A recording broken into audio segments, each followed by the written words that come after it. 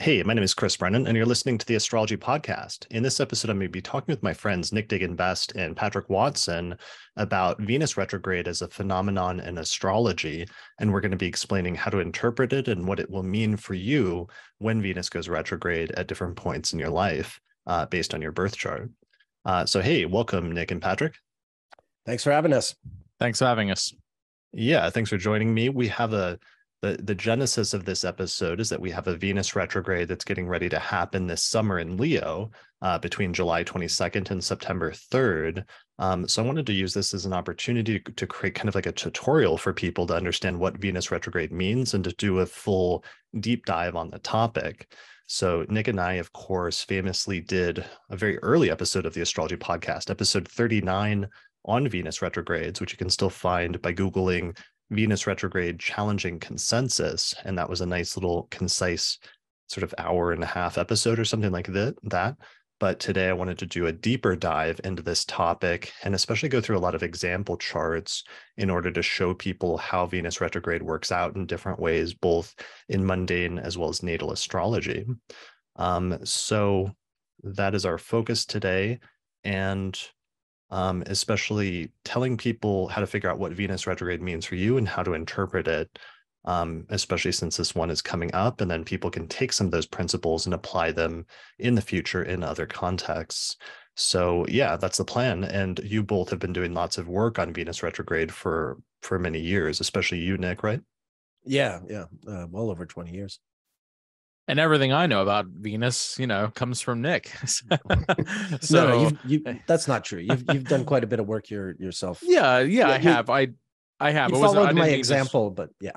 I didn't mean to shortchange. Yeah, but I myself. But no, I've always looked up to Nick's work on Venus, and that's definitely informed a lot of my approach to those cycles of the planets. Nice. Okay. Good. All right. Well, we'll get into all that during the course of this. So why don't we go ahead and jump right into it? So first things first, let's set the stage by talking a little bit about the planet Venus and what Venus signifies in astrology in general, because that helps set a foundation for what Venus actually means when it goes retrograde. So some of the basic significations of Venus is it signifies in astrology topics like love, relationships, unions, or the concept of union in general, as well as unifying and reconciling things. Venus also represents art, harmony, and beauty. So those are some basic things. What are some other significations of Venus that come to mind for each of you? Sort of consensus, the social contract, the norms that we all accept as a society, the unwritten rules, if you will, not the law, but the sort of the unwritten rules that we all know we're supposed to follow. And if anyone sort of veers off that course, it catches everyone's attention one way or the other.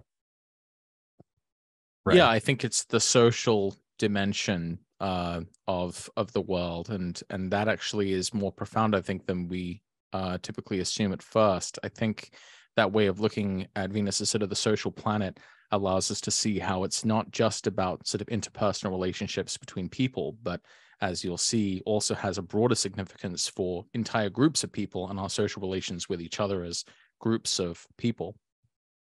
I think a great sort of buzzword and counter buzzword is tasteful and distasteful. And to remember that both those words fall under the purview of Venus. So it's not just about what is beautiful and loving and pretty and attractive and symmetrical, but also our reaction to that which is not, or that which is, repels us. And that kind of comes from the way its cycle operates, right? It's a very symmetrical, even kind of cycle. Yeah. I think the symmetry is a big part of why its significations are what they are in astrology. Mm-hmm. Right. It forms really beautiful pattern over time as it goes through the zodiac, and we'll show some of that later on as we get into Venus's astronomical movements. So for more about the basic meaning of Venus, check out the episode I did previously with Becca Tarnas in my Planet series, which is episode 315, which was titled Venus in Astrology, Meaning and Significations. All right, so moving on. So Venus normally, in terms of its orbital cycle, usually takes about a year or so to do a complete orbit through the zodiac. And normally Venus moves forward through the zodiac at about one sign every 3 or 4 weeks. When it's doing its normal motion through the signs of the zodiac, going from sign to sign and forward in direct motion from degree to degree, from 0 to 30 degrees in each sign, and in the normal, counterclockwise motion through the zodiac from Aries to Taurus to Gemini, and so on and so forth. However, periodically, Venus will go retrograde, which is when it slows down and it starts moving backwards for 40 days, both backwards in terms of the signs of the zodiac, and instead of going through its normal movement of going counterclockwise, it starts going clockwise through the signs of the zodiac, or backwards, like from Gemini to Taurus, or from Taurus to Aries, and so on and so forth. And it also moves backwards in the order of degrees, so that instead of going from 0 to 1 to 2 to 3 to 4 degrees, it starts going like from 4 to 3 to 2 to 1 for a period of about 40 days. So it literally slows down and it starts moving backwards in its normal motion. And sometimes that can take it into the preceding sign as well, if that, if that happens to cross the sign boundary. Right. Yeah. So that's really important. And here is a diagram just to set up the astronomical scenario that we're talking about, where normally Venus is going forward, but then when it does is it slows down and then does almost like a U-turn and starts moving backwards in its normal order of motion. And then eventually after that 40-day period, it slows down again. It does another U-turn in stations direct, and then it begins moving forward again after that point. So the retrograde or Venus retrograde period is just that span of time, especially right in the middle of that process when it's moving backwards. And the middle of the retrograde is when Venus retrograde is conjunct the sun. That's basically when Venus passes between the Earth and the sun. So that's another way to conceptualize it astronomically. What's happening is Venus is coming closest to the Earth and making that alignment between Earth and the sun. Yeah, I'm going to share my screen here for Solar Fire for those watching the video version, to show people what that looks like just when plotted on an astrological chart. So here's today, and I forgot to mention the data. Today is Tuesday, June 13th, 2023. We started recording about 9 minutes ago, so we started recording a little bit before 1 p.m. With Virgo rising here. Denver time. Yeah, Denver, Colorado, Mountain Time. So today on June 13th, we see that Venus is at 7 degrees of Leo. And what will happen is we see Venus is moving forward through the sign of Leo, and it's moving forward in the order of degrees from, let's say, 18 degrees to 19 to 20 to 21. But the closer we get to the retrograde station, Venus actually starts slowing down so that it's not moving through those degrees as quickly. And then eventually, when we get to here, about late July, around July 22nd, Venus will actually stop moving forward at 28 degrees of Leo, and it will turn retrograde and begin moving backwards for 40 days. And going from 28 Leo, it'll move to 27 Leo, then 26, then 25, and so on and so forth. And then eventually, as Patrick said, about at the exact midpoint or halfway point through the Venus retrograde cycle, Venus will conjoin the sun and have an exact conjunction right in the heart of the sun.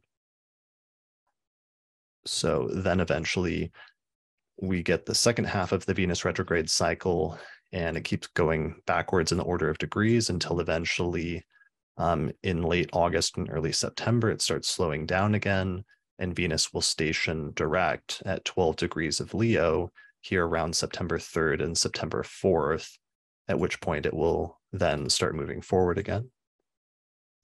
That's right. And we might add that what happens over the course of this motion is as the retrograde starts, Venus is visible in the evening sky after the sun is set in the west. And then gradually, as the retrograde progresses, it comes under the beams of the sun where it's not visible for much of the retrograde, although eventually towards as it approaches its direct station, it becomes visible again, but this time as a morning star preceding the sun in the eastern horizon, rising before the sun in the morning. And that's the sort of the fundamental shift at work with the Venus retrograde is that this cycle is sort of starting anew. Yeah, for sure. So it begins the cycle as an evening star, where it's visible at night after the sun sets, and it ends the cycle as a morning star, where it's visible in the mornings just before the sun rises, which is Correct. a little complicated unless you're already familiar with that technique, but it's just good to know that there's something we'll come back to of the idea of Venus changing sides of the sun and changing its visibility. Mm-hmm. Yeah. All right. So there's that. And then you had an animation from a astronomy program that I wanted to share really quick, Nick. What was the name of this program again? Starry Night Pro. It's Okay. a top-notch astronomy program. I use it for animations. Well, I use it for a lot of things, but for video work, I use it because it makes these really great animations that you can use to illustrate things like the Venus retrograde cycle here. So you can see in the top left, it's July 17th, 1820. Now we're in August, and you can see Venus making this retrograde loop, and it's had the conjunction with the sun already. Then it's stationed direct, and now it's moving toward the sun to make its next conjunction with the sun, which will be the exterior conjunction. Yeah. So in the video, just to describe for the audio people, it beginning shows Venus and it's moving forward, and the sun is earlier in the order of the signs of the zodiac at the beginning of this. But then when Venus slows down and does this U-turn, part of what happens is that then Venus both does a U-turn and starts moving back towards the sun, but also the sun catches up to it because the sun is still moving forward in zodiacal order. And that eventually leads to the two of them meeting up halfway through the retrograde cycle and conjoining. And then Venus switches sides, and then suddenly Venus is earlier in the order of the signs of the zodiac than the sun, and then eventually slows down and stations direct. And another facet of this loop is the way it sort of carries Venus across the ecliptic and back. You'll often see, like, if it's south of the ecliptic, it makes a retrograde loop going sort of northward, and then if it's traveling north, the loop will sort of take it southward. And I think that's also that interaction with the ecliptic seems to be another important sort of facet of how it's going to appear and how it's going to manifest. Yeah, and the other thing that you focus on that we'll talk about later also is that the Venus retrograde then is also tied in with Venus having her greatest distance from the sun, or greatest elongation. That's right. This year, Venus had its greatest elongation from the sun on June 4th, which is, it's about 50 days before the retrograde station. Yeah, but the general point is just Venus gets really far away from the sun, and then at the retrograde, it turns and starts moving back towards it. But both ends of the retrograde are sort of in some way connected with Venus being as far from the sun as she can get, because she can never get more than 2 signs away from the sun, or about how many degrees? It's like 40 something degrees. 40 something, yeah. Something 48. Like that. 48, yeah. Sounds okay. Right. All right. So that's why the sextile is a Venusian aspect, right? Because it's the sort of Venusian characteristic distance from the sun. That's right. Right. All right. So let's see. So that's kind of the establishment of the Venus retrograde. And so this Venus retrograde period happens approximately every 18 months, I believe, right? Yeah. Okay. So every 18 months, Venus retrograde, it is an apparent phenomenon, but it's still a symbolically important one, as we'll get into later, and we'll get into some of the reasons why. One of the things that's important, one of the last important things astronomically, is that Venus retrogrades only happen for the most part in about 5 signs, right? Because Venus will go retrograde every 18 months, but it actually has a pretty fixed pattern that it creates across the signs of the zodiac. Yeah, it's a very symmetrical cycle. The full Venus cycle is 2,920 days, which is 8 years minus 2 days. And so if you think of 8 years being a circle, the 5 retrogrades happen sort of in a symmetrical pattern apart from each other. And this is what illustrates the image of a 5-pointed star. This is the reason why we have that universal image, the 5-pointed star. Something that appears on the American flag, the Chinese flag, the old Soviet flag, a whole lot of flags. North Korea has one on their flag. So, everyone uses it. And everyone loves Venus. Everyone loves Venus, right? Venus being sort of the brightest star in the sky, if you will, using the old school terminology for the word star. It sort of represents all stars in a way. And that 5-pointed image that we all use, it really has this sort of natural origin. It's not merely a sort of an abstract in one sense, but very sort of literal in another. Right. So Venus will go retrograde in one of these 5 signs roughly every 18 months. And then what's weird about it is that it will repeat the same retrograde in roughly the same sign of the zodiac every 8 years. So yeah. I've got a diagram up right now that shows some of the Venus retrograde dates.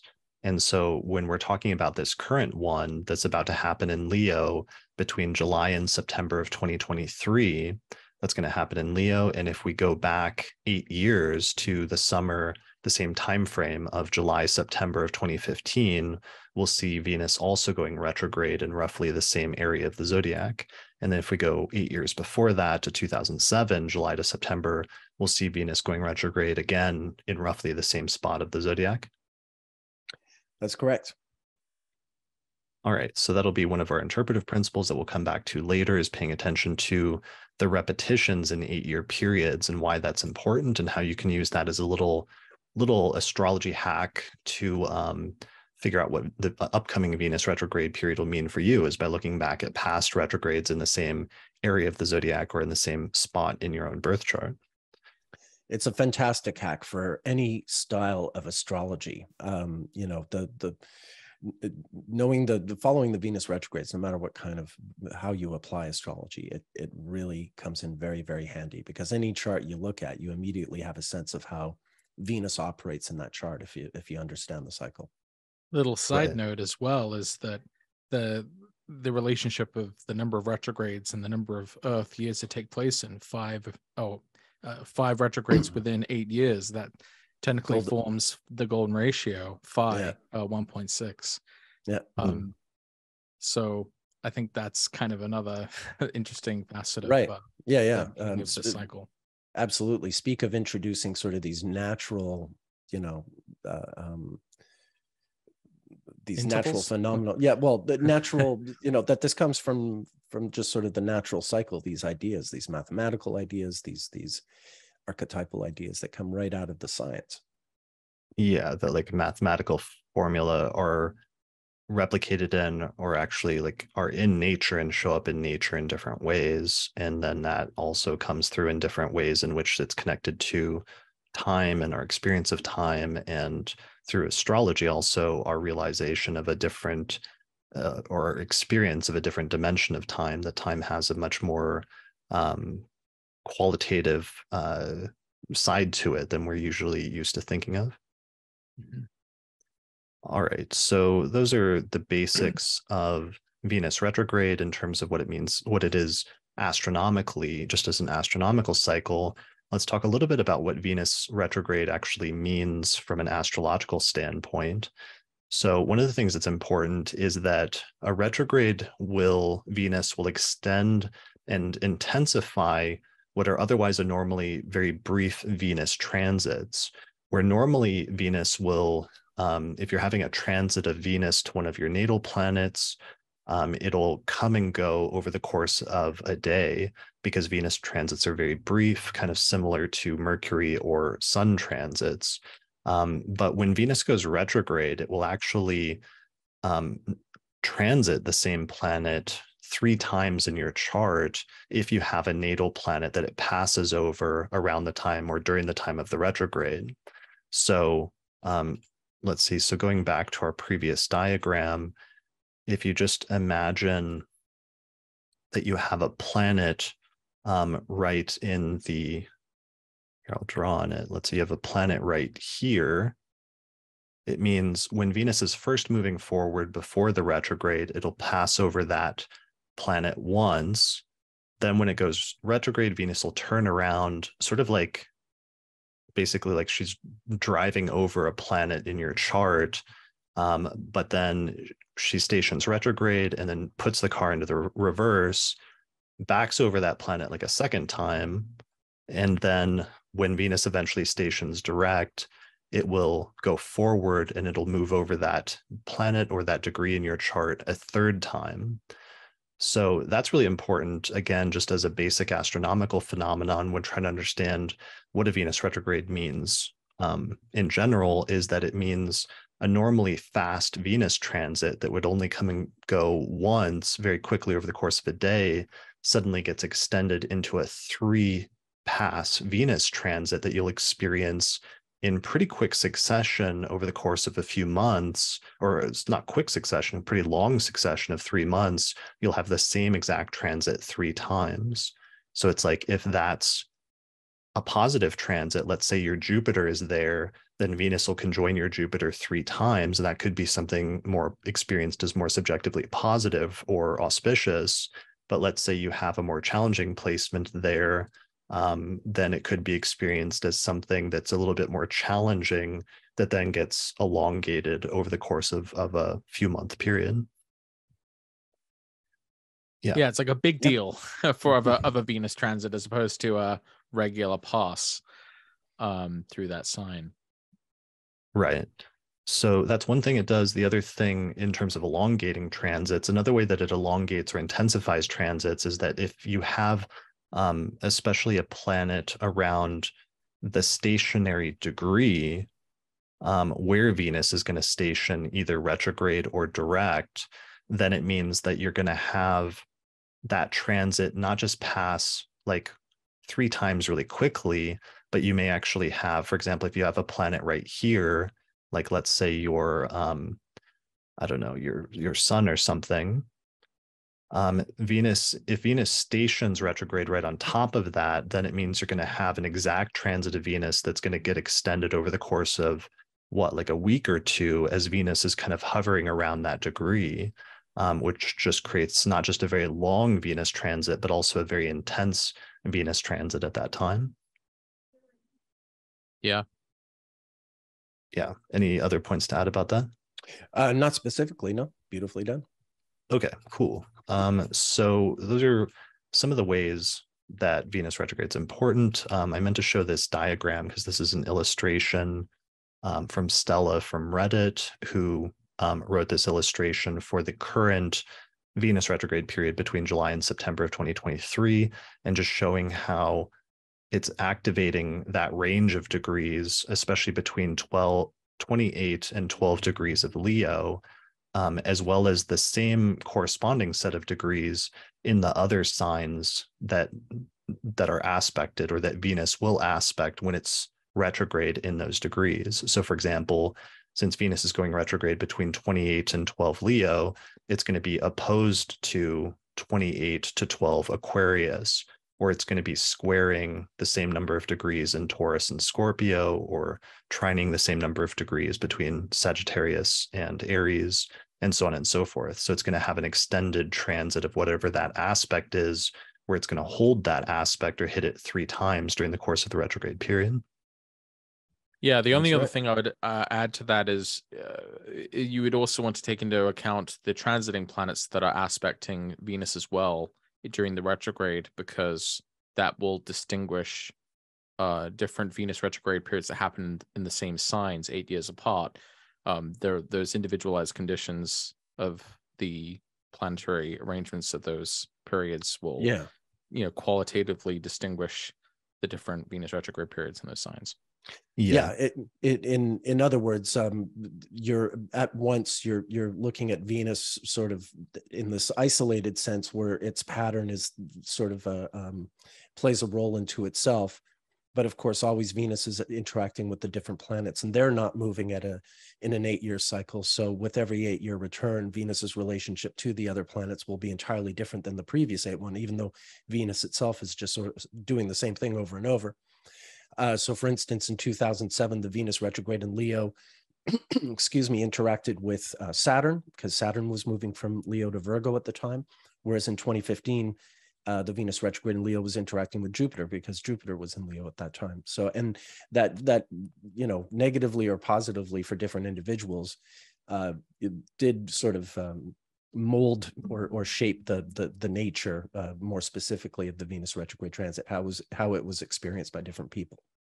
Yeah, and I've got a diagram for that from the last Venus retrograde that Kyle from archetypalexplorer.com made for me, where with that Venus retrograde in Capricorn back in late 2021 and early 2022, Venus stationed retrograde, and it made a conjunction with Pluto around that time, because Pluto was also in late Capricorn and Venus went retrograde in late Capricorn. So that ended up resulting in 3 exact Venus-Pluto conjunctions that were spread out over the course of a few months, where the first exact conjunction took place December 11th when Venus was still direct. But then when Venus went retrograde, it backed up and then conjoined Pluto again on December 25th.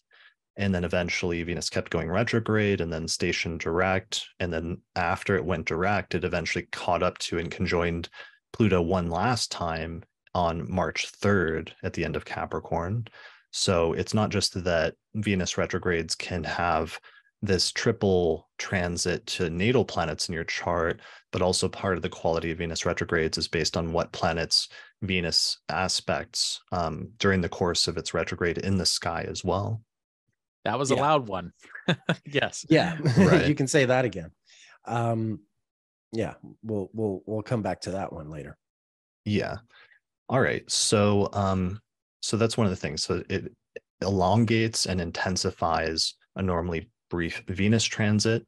Other things in terms of what Venus retrograde means, since it's a retrograde and since Venus slows down and starts moving backwards in the order of signs, it goes backwards to retread old ground, or it returns back to degrees of the zodiac that it's already passed over and sort of looks backwards for a period of time instead of looking forwards.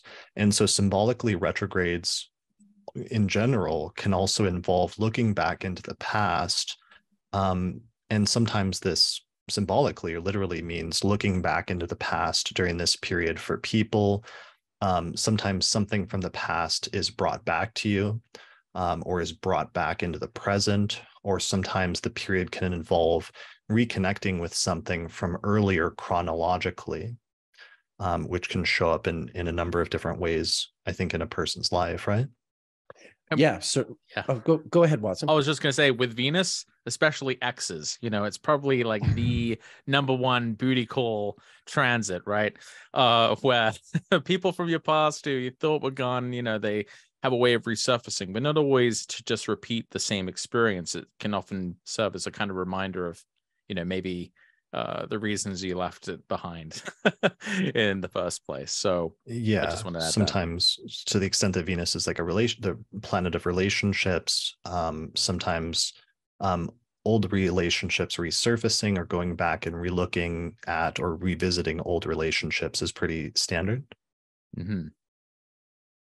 It's definitely one of the ways. It's not the only thing that can happen, but it's certainly one of the things that people find happening to them during these times. Yeah.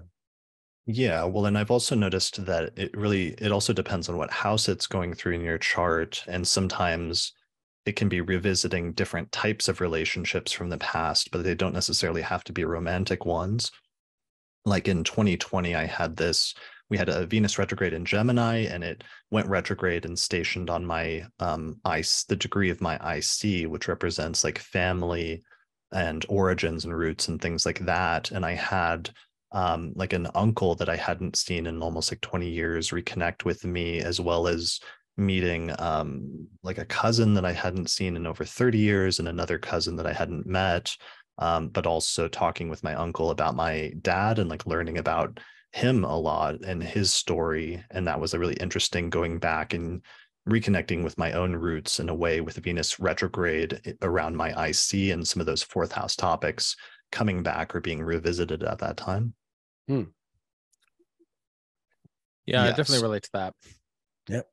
So that's a possibility. Another thing that comes up sometimes with Venus retrogrades is reviewing or reconsidering current relationships in your life of different types, because it involves Venus slowing down and looking backwards in order to decide, sort of assess where it's currently at.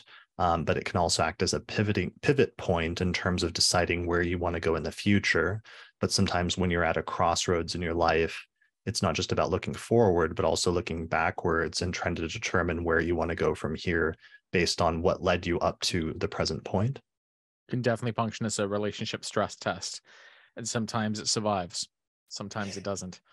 Right. I think in many ways the Venus retrograde transit involves like reconsiderations or rethinkings and reapplications of strategy, or the principle you're describing, it's a lot more expansive than that in terms of in the ways things can return or in the ways that things change during this part of the cycle. Right. Internally, externally, what have you. Yeah. And that internal, I'm glad you mentioned internally, because that's probably important also, because Venus slows down and goes retrograde and then it disappears from view and it goes under the beams of the sun and then conjoins the sun. But that's when it's at its most, it's least visible and sort of hidden. And in some ways there's like an internalization that happens during that process where occasionally there can be, especially periods of reflection or like the dark night of the soul type scenarios. Yeah, certainly. I mean, one sort of shorthand approach that I use Venus retrogrades for in consultations, if someone's got a rising sign that is one of the 5 signs where Venus goes retrograde, so say people with Leo rising coming this summer, very often I find, just in a broad sense, and everyone that comes to me for consultation tends to confirm this.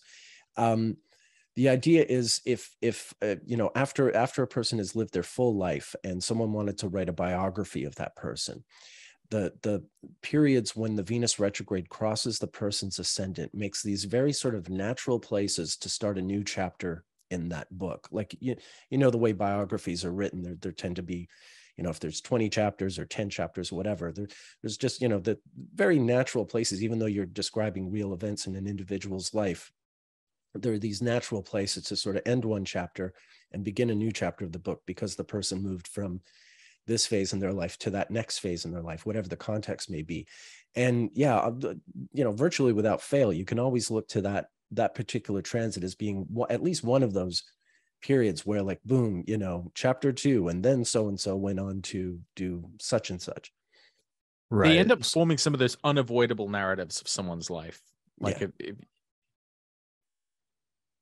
Right. So it's like a transition point or a turning point or a pivot, which is really striking, because astronomically, as we saw in that animation from the astronomy program you use, it literally in the sky, Venus does this kind of circle or this pivoting motion over the course of a few months.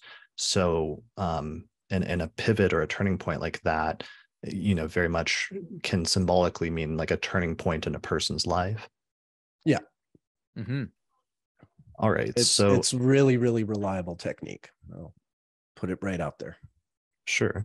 So another thing or another area for Venus that's a major part of Venus retrogrades also is that a retrograde represents something that is symbolically and from an astronomical standpoint, something that's anomalous, something that's weird, or something that stands out because it goes against the grain. Because normally all of the planets, or normally Venus most of the time, is moving forward in the order of the signs of the zodiac. Normally it's always moving forward in the order of degrees from 0 to 30. But then all of a sudden during this brief period, it's doing something different, and it's doing something that stands out as odd or kind of weird in a sense, because it's contrary to what it's usually doing most of the time. So as a result of that, astronomically, sometimes that shows up from a symbolic standpoint as well, where it can coincide with events that relative to Venus are kind of weird or odd or go against the grain of something that is normal, that comes normally for that planet. So yeah, we'll get into some specific like examples of that for sure. I know one of the things that you bring into that's sort of connected with that is themes of like social consensus, right, Nick? Yeah, the sort of the rules that we all follow, you know, be it how we dress, or how we sort of consider, you know, certain kinds of relationships, or I mean, it's just the sort of the agreement and disagreement that we have as a society or as a community, in terms of like what is done and not done, as they say. Politeness and rudeness, you know, again, I want to stress the sort of the dichotomy, that the whole sort of breadth of thing, as opposed to like a lot of times astrologers will talk about Venus and they'll just talk about the pleasant stuff, but Venus is absolutely sort of, it's the spectrum of pleasant to unpleasant. Okay. Yeah, the social norms, the social contract. Yeah, that is kind of the sort of broader view of Venus. Yeah, and those who want to break the social contract or change it, or you know, amend it. Yeah, or restore it. Not so much not preserve it. It's always like either restore it or advance it, or, you know, it's not preserve. It's you know, it's always about changing it, either changing it or changing it back, depending on, you know, the individual and the circumstance. Right. Revising the social contract. Yeah. Okay. And then Patrick, did you have other points about that? Well, since Venus has that social dimension, because Venus is in such a sort of, in some ways, a compromised position when it's moving backward, it can coincide with delicate or charged or really complicated social situations and social breaking points.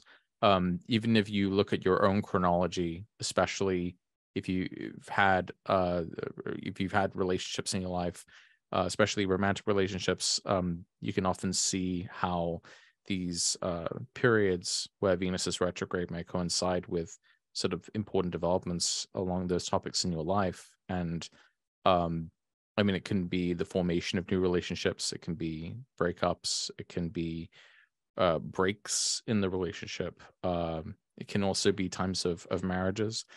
So it's not always one thing or the other, but it just seems to highlight that those things are sort of happening. And oftentimes sort of the complicated social situations that can come up in relationships coincide with these Venus retrograde periods. Like I mentioned, breakups or divorces.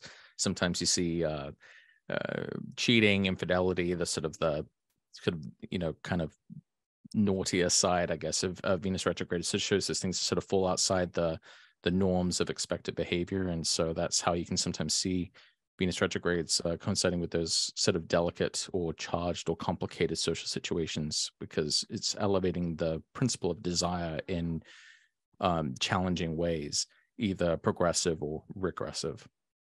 And speaking of which, I mean, you know, sure, like things like extramarital affairs can occur during the time, but more specifically, the revelation of extramarital affairs can emerge. Yeah, fair enough. There's quite a, you know, Venus retrogrades have a terrific history with regard to scandal, because that's part of what you get when you're challenging the social consensus. You get a pushback, like, what, so and so did what, and that kind of thing. This is not done. Again, that idea of this is done or this is not done, and you know, you'll have two camps chanting one or the other. Got it. Okay. Cool. Well, I think that sets us up well then to transition into the next section, where I wanted to first talk about how sometimes Venus retrogrades show up, sometimes importantly, in important or notable world events. And then after that, we'll transition into talking about how Venus retrograde shows up in example charts in people's individual lives and isolated instances like that. So sometimes Venus shows up in world events. In terms of Venus retrogrades, I always think of in this current Leo retrograde that's coming up this summer, I always think back to the last time that Venus went retrograde in Leo, which was about 8 years ago now, in the summer of 2015. And one of the notable things that happened in the buildup to that retrograde that always stood out, because we started doing the monthly forecast episodes of the Astrology Podcast around that time. So it was like one of the first major events we commented on in doing the forecast episodes. And it was that on June 26, 2015, the Supreme Court decided the case Obergefell versus Hodges, which essentially legalized same-sex marriage in the United States nationally, like pretty much overnight at that time. And I always remember that partially because there was a Venus-Jupiter conjunction that was happening in the sky at that time that was actually very visible and very bright because Venus was pretty far from the sun. And so you could actually see Venus and Jupiter in the evening just after sunset. And those two planets were like coming together right as that happened. But also because that was that preceded a Venus retrograde that was about to happen and that was getting ready to happen in Leo, that was just getting ready to start at that time. And one of the things that ended up being really interesting in retrospect is that Venus then went retrograde in July, just like it's about to do this year, and it's retrograde for 40 days and 40 nights.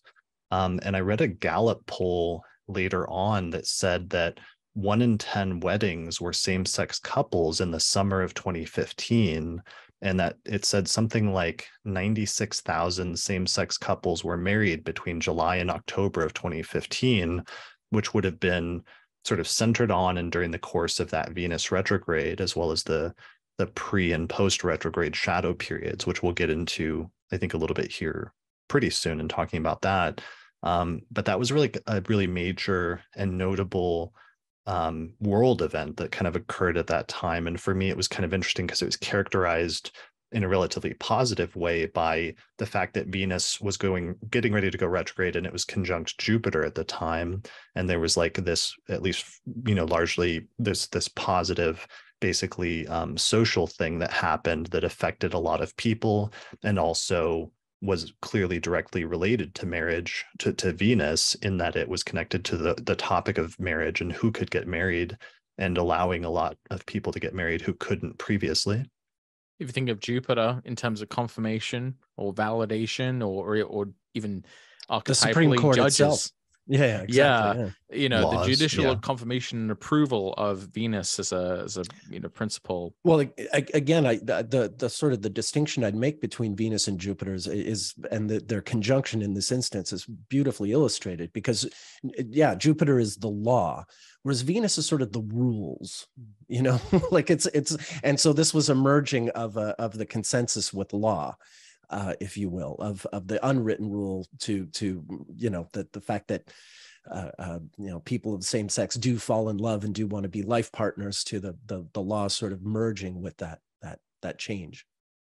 Yeah, well, and also maybe representing like the changing of consensus. Yes. And those like watershed moments where something builds up and consensus is changed. Because what was so striking about that is it wasn't too long before that. It was only in 2012, for example, I think that Obama, that during the 2012 presidential election, that Obama openly endorsed same-sex marriage for the first time as a leading presidential candidate. Whereas even I think before that in 2008, he didn't, and no candidates did prior to that time. But over the span of a relatively short span of time of years, suddenly it's like the consensus in the country had changed enough that there were these important turning points. He made that announcement in May of 2012, which was Venus retrograde. The Venus retrograde in Gemini. And then 8 years prior to that, in 2004, Massachusetts was the first US state to legalize gay marriage. So you can see the 8-year synodic cycle of the Venus retrogrades in Gemini kind of coinciding with these important developments for the progression of this topic. And there's another one. I was going to give a shout out to Maurice Fernandez pointed out to me, the astrologer Maurice Fernandez pointed out that the first country to legalize same-sex marriage was the Netherlands on April 1st, 2001. And that was a Venus retrograde in Aries. It was like right in the middle of the Venus retrograde cycle, shortly after the conjunction between the Sun and Venus in Aries. So Venus was at 7 degrees of Aries retrograde, and the Sun was at 11 degrees of Aries. So it was literally like right after the Sun-Venus conjunction, which is right in the middle of the Venus retrograde cycle. I was really thrilled. Maurice reminded me, because it just so happens I was living in the Netherlands in the spring of 2001. I was there when this happened and sort of witnessed the event. And it was an interesting spring. We'll get to another example I know in a minute involving the Netherlands during the same time period. That also relates to Venus retrograde. But yeah, it really did sort of, here we were in a brand new century. And I found myself in this, generally speaking, progressive country, although you can misunderstand the Netherlands, I think, to some degree. More than anything, they're very pragmatic. They're more pragmatic than progressive. And any law they pass is because it makes common sense to them.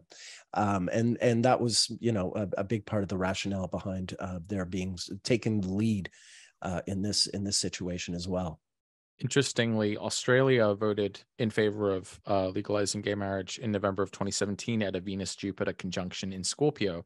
Venus wasn't retrograde, but there was still that same Venus-Jupiter signature that we saw from June of 2015. So it's almost like astrology works, I'm almost convinced.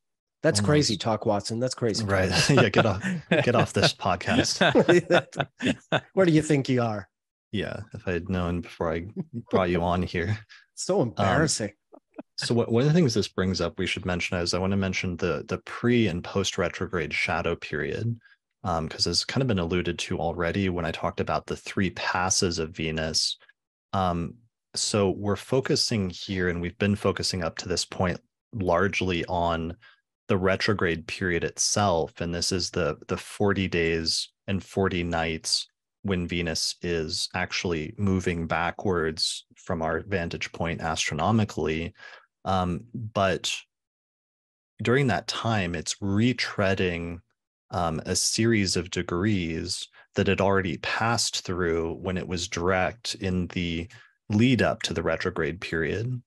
And so what we call this at this point, or what astrologers generally have started calling it over the past few decades, is the pre-retrograde shadow period. Is the range of degrees that Venus first moves through that it will later come back to during the retrograde period. So an astrologer named Roxana Muse, I think, is the first person who coined this terminology and really started promoting it in the 1980s, of paying attention to the range of degrees that Venus passes through before the retrograde period, and that in some ways the retrograde period kind of begins in some ways during the pre-retrograde shadow period, because Venus starts moving through degrees that she'll later come back to. And as a result of that, it can sometimes set up a sequence of events during the pre-retrograde shadow period that will then be revisited during a period of intensification during the retrograde period itself. And then eventually when Venus stations direct and starts moving forward again, it will go through the same set of degrees a third time. And this is what's called the post-retrograde shadow period, which is kind of sometimes like a cleanup phase where it's going over the same degrees again a third time. And at this point, the third and final phase of the Venus retrograde story happens, and we get the tail end of it. And sometimes there's a closing down, or there's a third act, or a final cleanup from the entire cycle. So sometimes this creates kind of 3 acts where you have like the first act is the pre-retrograde shadow period. Then there's the second act, which is the retrograde period itself. And the third act is the post-retrograde shadow period. Yeah. Yeah. I'd say electionally, you'd almost prefer to maybe do something Venus-y in that post-retrograde shadow, because it's no longer going backward, but it's sort of newly direct. and moving forward with that initial momentum of having stationed direct. And so when you're studying people's chronologies, you will often see that post-retrograde shadow period kind of show up as when Venus is seemingly sort of especially powerful, almost as if you were to draw an arrow back rather, and let it go. That post-retrograde shadow period, I think, really is kind of a underplayed or undervalued or overlooked. It's certainly the thing about this part of the Venus cycle is it's certainly it's not just the retrograde, but there's a whole sort of dance that indeed it includes the shadow. So even though you've got the 40-day retrograde, these shadow periods are well over 30 days, between like about 32, 33, 34 days before and after the actual 40-day retrograde period. So it really does sort of expand that range, but it's I think there are important points to mark that if you're just focused on the actual retrograde motion itself, you're missing a bigger picture. That's really, really critical to understand.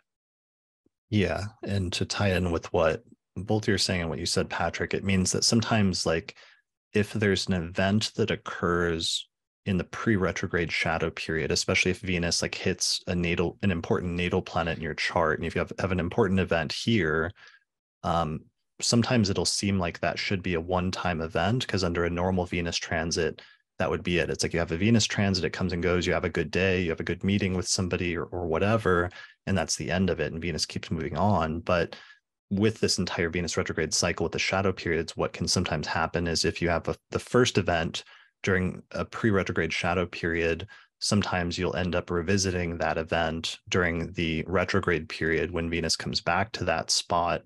And then finally, you may end up revisiting it for the last time under the post-retrograde shadow period when Venus passes by the same spot again for a third time.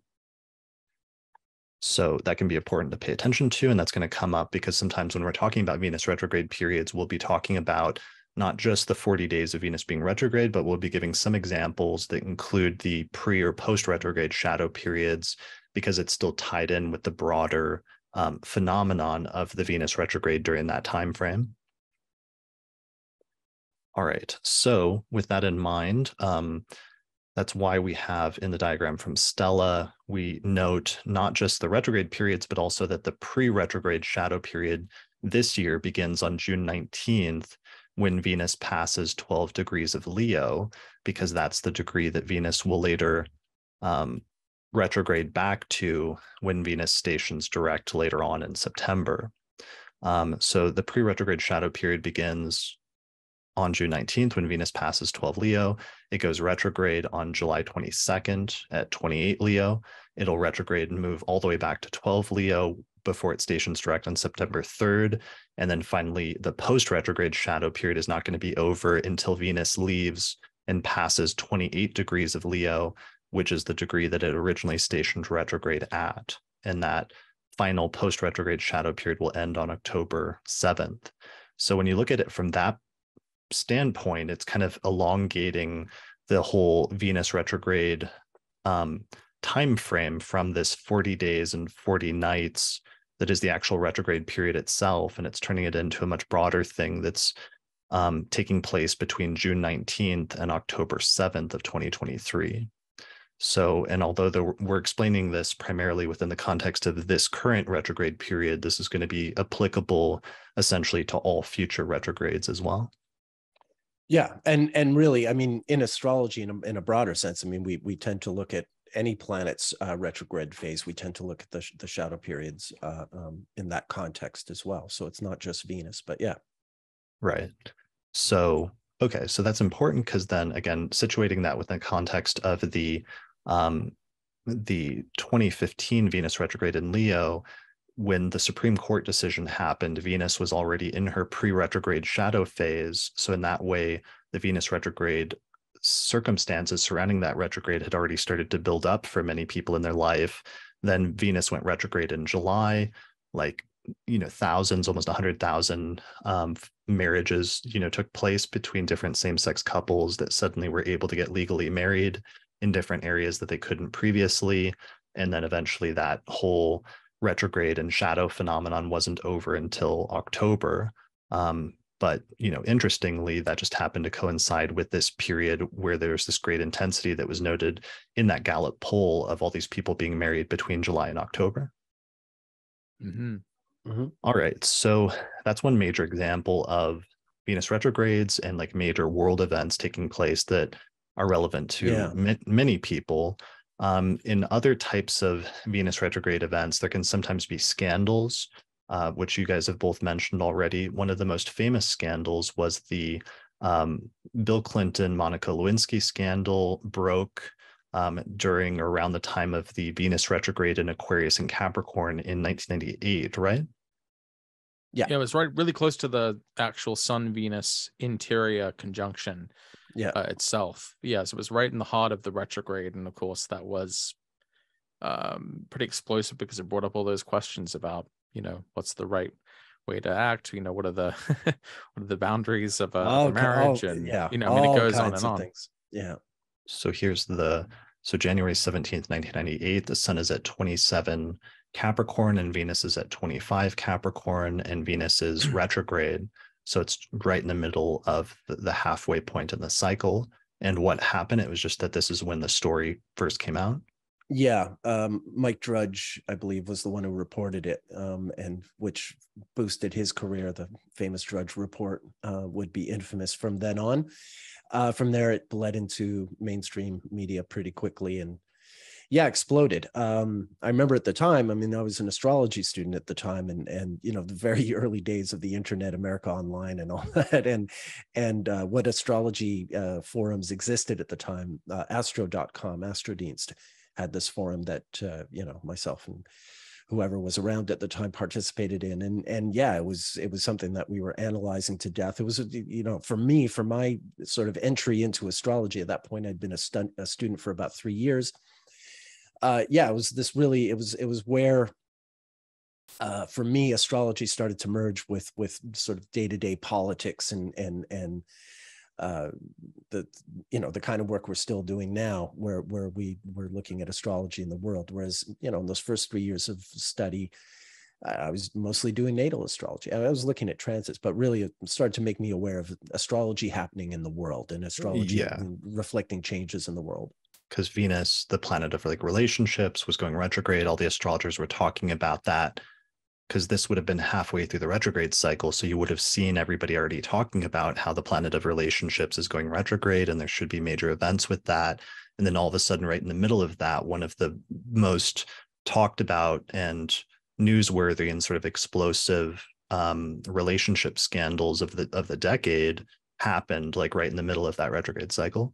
Yeah. Yeah. And just also, every media outlet was like talking about it constantly. Yeah. Right. And it's, I also think the beginning of that story is so fascinating that Bill Clinton first met Monica Lewinsky at his birthday in 1995, which was on the day of a Sun-Venus exterior conjunction, and Leo conjunct his Sun and conjunct her Venus. Right. Yeah. So it's part of the broader Venus cycle and the conjunctions with the Sun. And the synodic cycle, the important relationship between the Sun and the Venus, is kind of at the core of this. And even though we're often focusing on the retrograde period itself, which is when Venus is really far away from the Sun, at the very core and the very heart of that is actually the conjunction with the Sun. Yeah. And there are also 5 exterior conjunctions between the Sun and Venus, just like there are with the interior conjunctions with the retrograde.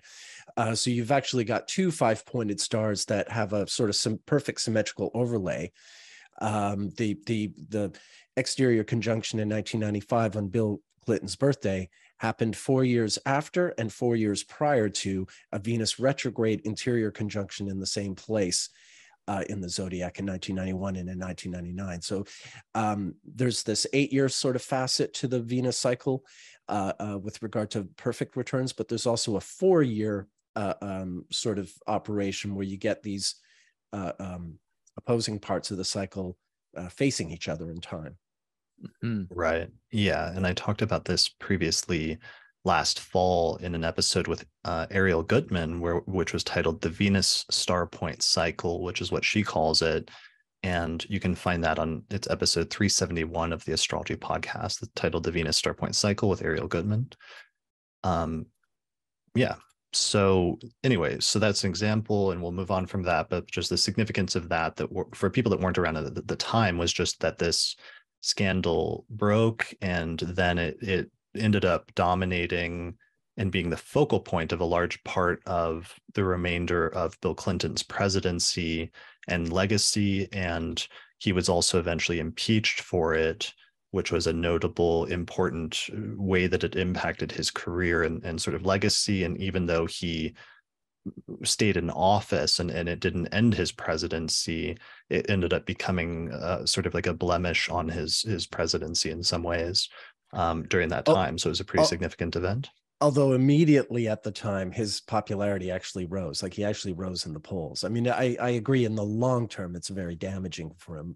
But during the presidency, he actually reached, I think, a peak in popularity after it was but it wasn't because like people were endorsing it. It was because he denied it initially, and right. I think people weren't clear what the truth was or what was going on. And but it was just a major event, so that it wasn't just a natal event for him necessarily, but it was also something that kind of like the entire country and US and the different decisions even potentially that the US was making at that time. Even some have speculated, I don't know if that's true, but even like militarily, whether there were decisions that were made that were partially connected with that or resulted from it and things like that.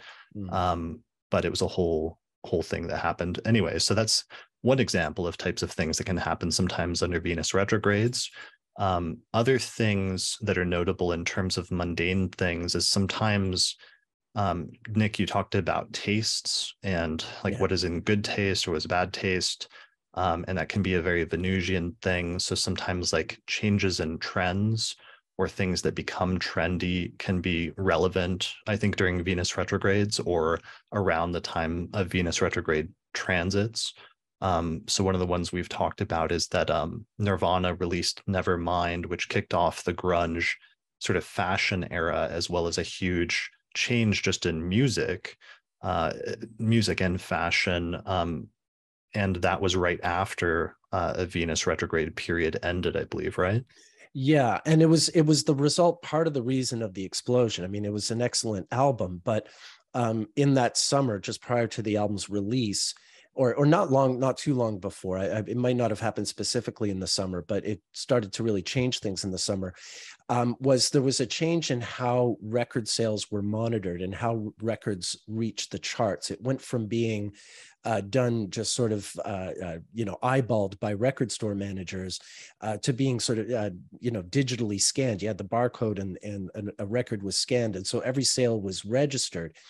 And so there was this sort of reality check that the music industry had, where they realized that the records they were trying to promote and the records they were saying were like the number one records on the charts weren't selling as much as, say, underground rock, pre-grunge, or hip hop, and then older people were listening to more country music. Then they thought Garth Brooks's career got a similar boost to Nirvana for this very same sort of change in the technology. So that it completely revolutionized the industry. So there's the fact that Nirvana had this hit album that sort of came out of nowhere and changed the aesthetics of rock music. Everyone had been wearing what we called hair farmers. There's a hair metal, these guys with all this hairspray and these acid wash jeans, and then suddenly overnight, everyone went to flannel and ripped jeans and sort of dirty hair or dreadlocks, and tattoos started becoming fashionable.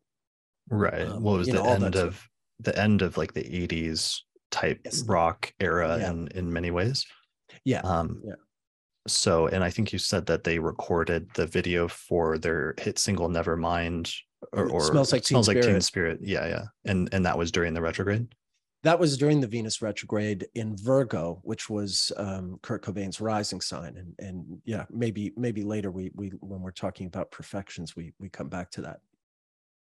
Yeah, so that's a profection example too, because he was in a Venus profection year. Yeah, he was 24, so he was in a first house profection year. So you had Venus going retrograde in his rising sign, as he, as they filmed this video, which was, I mean, for those of you who haven't seen the music video, it's set in a high school, a sort of dystopian high school gym, with these sort of anarchistic cheerleaders and the janitor mopping to the music and all this, and the video sort of erupts in a riot. So it's also sort of Venus retrograde in that the relationship between the band and the audience is completely blurred and merged rather by the end of the song. Sure. So this is the same Venus retrograde in Leo that we're about to have. It's part of the same cycle. If you take it back in eight-year increments, I don't know how many years is that since now 1991, 30 something years. But also one of your points 32. Is that 32 years. Okay.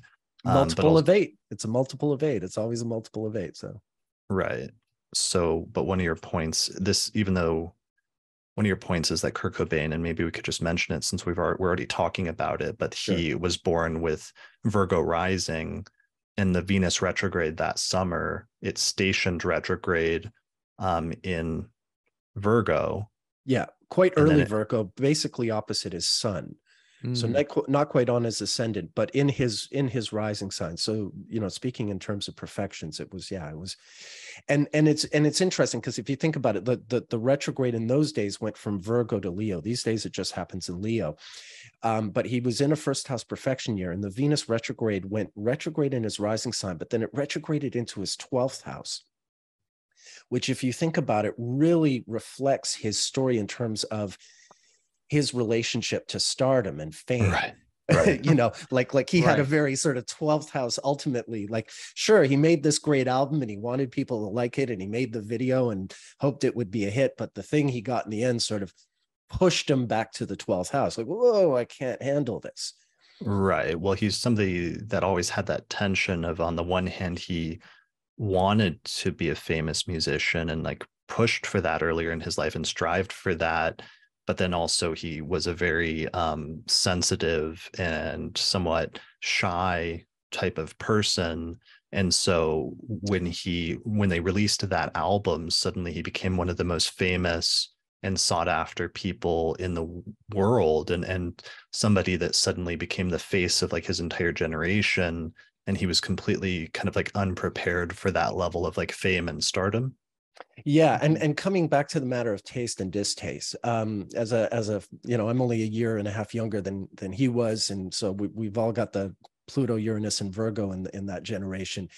We Gen Xers, especially from that little period of time, were just mortified by anything commercial or popular. And so there was this whole thing, like, I think part of it for him was he found it distasteful to be sort of involved in the music industry with sort of, other elements that he found distasteful. Like having to go on awards shows or any of this kind of stuff that wasn't necessarily, it didn't suit his aesthetic, which is another great sort of Venusian word. So yeah, the whole thing, he was changing the music world, but also the music world was sort of changing him. And not necessarily as positively as the other way around. Right. Yeah. So, and that goes to your point about if a Venus retrograde happens in your rising sign, sometimes that can be a really important year and really important turning point in your life. Right. And if you write a biography of Kurt Cobain, exactly that, starting a new chapter with, filming the Teen Spirit video and the release of Nevermind and everything that changes is a perfect illustration of how that kind of thing works. And in this case, this is actually someone that people do write biographies about. And what were the dates on that retrograde, just in general? Do either of you in the summer of 91? It would always be it was early August 1st, August 3rd, something like that, up until sort of second week, third week of September, 40 days. Right. Yeah. And then with the shadow periods, that extends it on either side by like a few weeks or a month. Okay. Yeah. So that's very striking. And so, yeah, the point. And then let's just do the perfection. So what perfection was he in again? The first house. He was 24. Okay. So this is an example of that we'll come back to later, that if the Venus in annual perfections, where you count one sign per year from the rising sign, and it'll highlight an important sign for you that year. You can use that sometimes to determine if a Venus retrograde is going to be more important for you, because one of the things is if Venus goes retrograde in the profected sign, that is going to mean that that Venus retrograde may be much more personally relevant for you than it might in other times. Exactly. Right. Cool. All right. So that's a good example, an example of sometimes trends changing in connection with Venus retrogrades. I don't know. Do you want to briefly mention that other example, Patrick? So 8 years before the release of Smells Like Teen Spirit, there's this movie, Risky Business, starring Tom Cruise, that premiered on August 5th, 1983. And it's a fairly risque movie. It certainly contains many sort of Venus retrograde themes, but one of the interesting things that came out of that movie is that because Tom Cruise was so sort of charismatic in this role, the company that produces the sunglasses that he wears in the movie, these Ray-Bans, ended up sort of being able to turn their company around after the release of that movie, because everyone wanted to emulate how cool he looked. Because he wore some sunglasses in the movie and it popularized those. Yeah, these Ray-Bans that today we think of as being really basic, but at the time it was like this sudden, fashion icon thing. So you sometimes see this with Venus retrogrades, where maybe a certain movie star or a certain musician or movie comes out that sort of kicks off a new trend in fashion or in art styles or musical styles. And it's kind of a complicated thing to study. We can't give a comprehensive a history of art and fashion and culture. But it's the kind of thing that it's all over the place when exactly. It's all over the place when you see it. But that's exactly it. When talk about the sort of consensus, when a bunch of people start wearing Ray-Bans or a bunch of people start wearing flannel shirts and torn jeans, when a few months earlier they were wearing hairspray and acid wash, that's Venus retrograde, changing the consensus. We're no longer this, we're now that.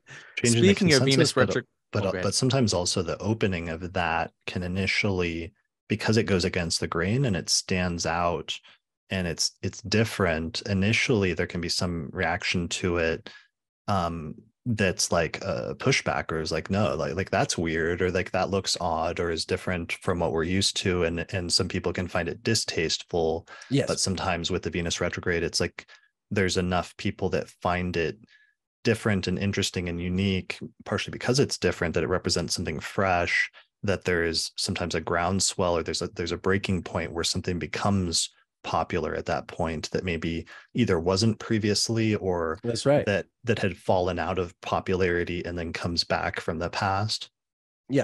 Which in many ways, that the advent of the whole grunge phenomenon is a bit of both of that. It was somewhat retroactive, there were some elements of it that recalled 60s counterculture, or the punk counterculture, certainly of the 70s and early 80s, but then it was also at the same time utterly fresh, and completely different from anything that had existed before, and it had elements of both those at the same time. But you're absolutely right. I mean, you still hear any musician who was in one of the hair metal bands that were sort of outclassed by grunge, they still complain about how Nirvana ruined their lives and their careers and everything.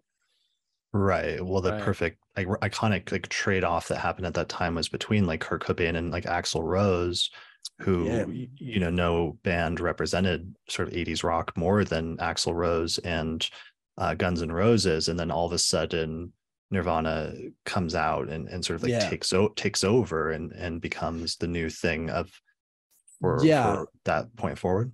Yeah, although I would say, Guns N' Roses, until Nirvana came out, Guns N' Roses probably were like the band that was starting to do what Nirvana would do a lot more thoroughly, which is to sort of take hard rock back from this sort of, glittery, hairsprayed, totally, sort of shallow hair metal stuff that was really popular.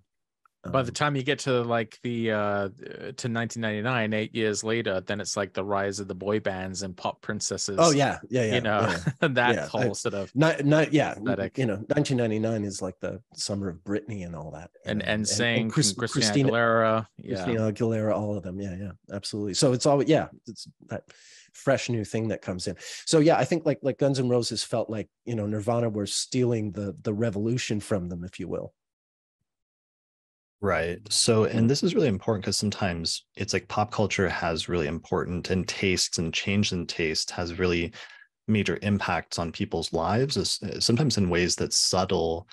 I was watching, I saw this video that came up in my feed. I'm trying to find it now, but I can't, but it was just listing like the popularity of different babies, girls' names in different years, and how sometimes you just see like those years where like all of the states, a bunch of them, all of a sudden there's a name that takes off that becomes like the most popular name for like the next several years. And then like, you know, tons of babies are named that name. And sometimes it's as a result of like, you know, some name being popular in pop culture for some reason. Or the reverse, you know, like with the name Karen or something like that. You know, unfortunately. Right. Sure. Like a name like falling out of popularity if like something not great happens. That's a good point. Yeah, like in the 60s, Bob Dylan was popular, and suddenly Dylan became this name that, you know, parents named their boys. You know, you don't find a lot of guys named Dylan born in the 1950s. You find, you know, a fair number born in the 60s and 70s. Right. Yeah, you got a lot more Khaleesi's after 2010. Yeah, no, exactly. Yeah. Game of Thrones. Right, after the Game of Thrones. And that's a good one. All right. So that's a major trend, and that could show up in a number of different areas that we won't get into, but it's something to pay attention for in terms of changes in tastes and the popularization of different things with Venus retrogrades. Another one that you wanted to mention, I know, Nick, that's notable from a mundane standpoint that affects lots of people is that you've noticed that like peace treaties come up sometimes during Venus retrogrades. Yeah, you know, the Peace of Paris that ended the American Revolutionary War was signed about 27 days before Venus went retrograde, so it was in its shadow period, the pre-retrograde shadow. Robert E. Lee's surrender at Appomattox that ended the U.S. Civil War occurred about 7 days before Venus went retrograde. The surrender of the Nazis after in World War II was signed the day Venus stationed stationed direct, rather. It had been retrograde. It was stationing direct the day that the Nazis surrendered. And then even things like the October Missile Crisis, which wasn't a treaty or a surrender, but it did lead to, although, you know, it was this crisis, it led to this new sort of understanding and cooperation between the United States and the Soviet Union vis-a-vis nuclear weapons, resulting in 10 years later, the signing of the first, the SALT I treaty between Richard Nixon and Leonid Brezhnev, the first treaty to sort of ban any kind of nuclear weapons use. And that was also during a Venus retrograde, this time in Gemini. So intensification of Venusian peace. Yeah, no, it really does. I mean, because, well, I mean, the thing about these situations, I mean, again, you come back to the basic theme that you know, Venus is changing the consensus. We were at war, and now we're at peace. We were about to blow each other up, and now we're like, hey, maybe that's not such a great idea after all. So yeah, even in that sense, very much. Now, of course, not every Venus retrograde results in a peace treaty. Lots of wars, you know, sort of can begin during a Venus retrograde or intensify during a Venus retrograde. But what is pretty consistent is they often tend to end during a Venus retrograde. Okay. That's a good one. And we'll come back to that theme later with some examples, I know, or some more examples. All right, I want to take a little break right now, and then we'll transition into the next section about looking at natal charts and Venus retrograde as an important turning point in people's lives.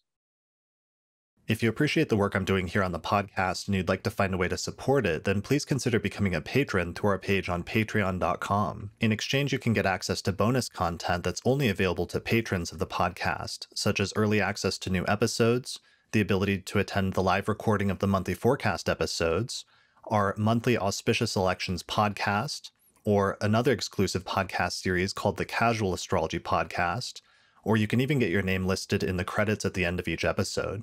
For more information, visit patreon.com/astrologypodcast. All right, so we're back from break. Let's transition at this point into talking about how Venus retrogrades can coincide with important events in a person's life and important turning points when it lines up with their natal chart. So some famous examples, I know one of them that was notable is when Brad Pitt and Angelina Jolie got together, two actors, during the filming of the movie Mr. and Mrs. Smith in 2004, that this was connected with the Venus retrograde, right? Right. Well, at that time, Brad Pitt was very famously married to Jennifer Aniston. And so that's what makes this a Venus retrograde story. This wasn't just the bringing together of two actors who like each other on a film. Like, this is, Brad Pitt's pivotal turning point where he, the principle of desire is elevated. He makes this choice. He falls in love with Angelina Jolie, and even though he's already in this other relationship, he can't help himself. So it's like he's presented almost with like a choice, I guess. Is like he had to make a choice at that period between those two people and went one way rather than another. Sure. So the actual timing of this is that the filming of this movie took place between January 5th, 2004 through April 22nd, 2004. And Venus entered the pre-retrograde shadow on April 13th, 2004. So we can see that towards the end of the filming of this movie, this is when we start getting into this Venus retrograde type territory.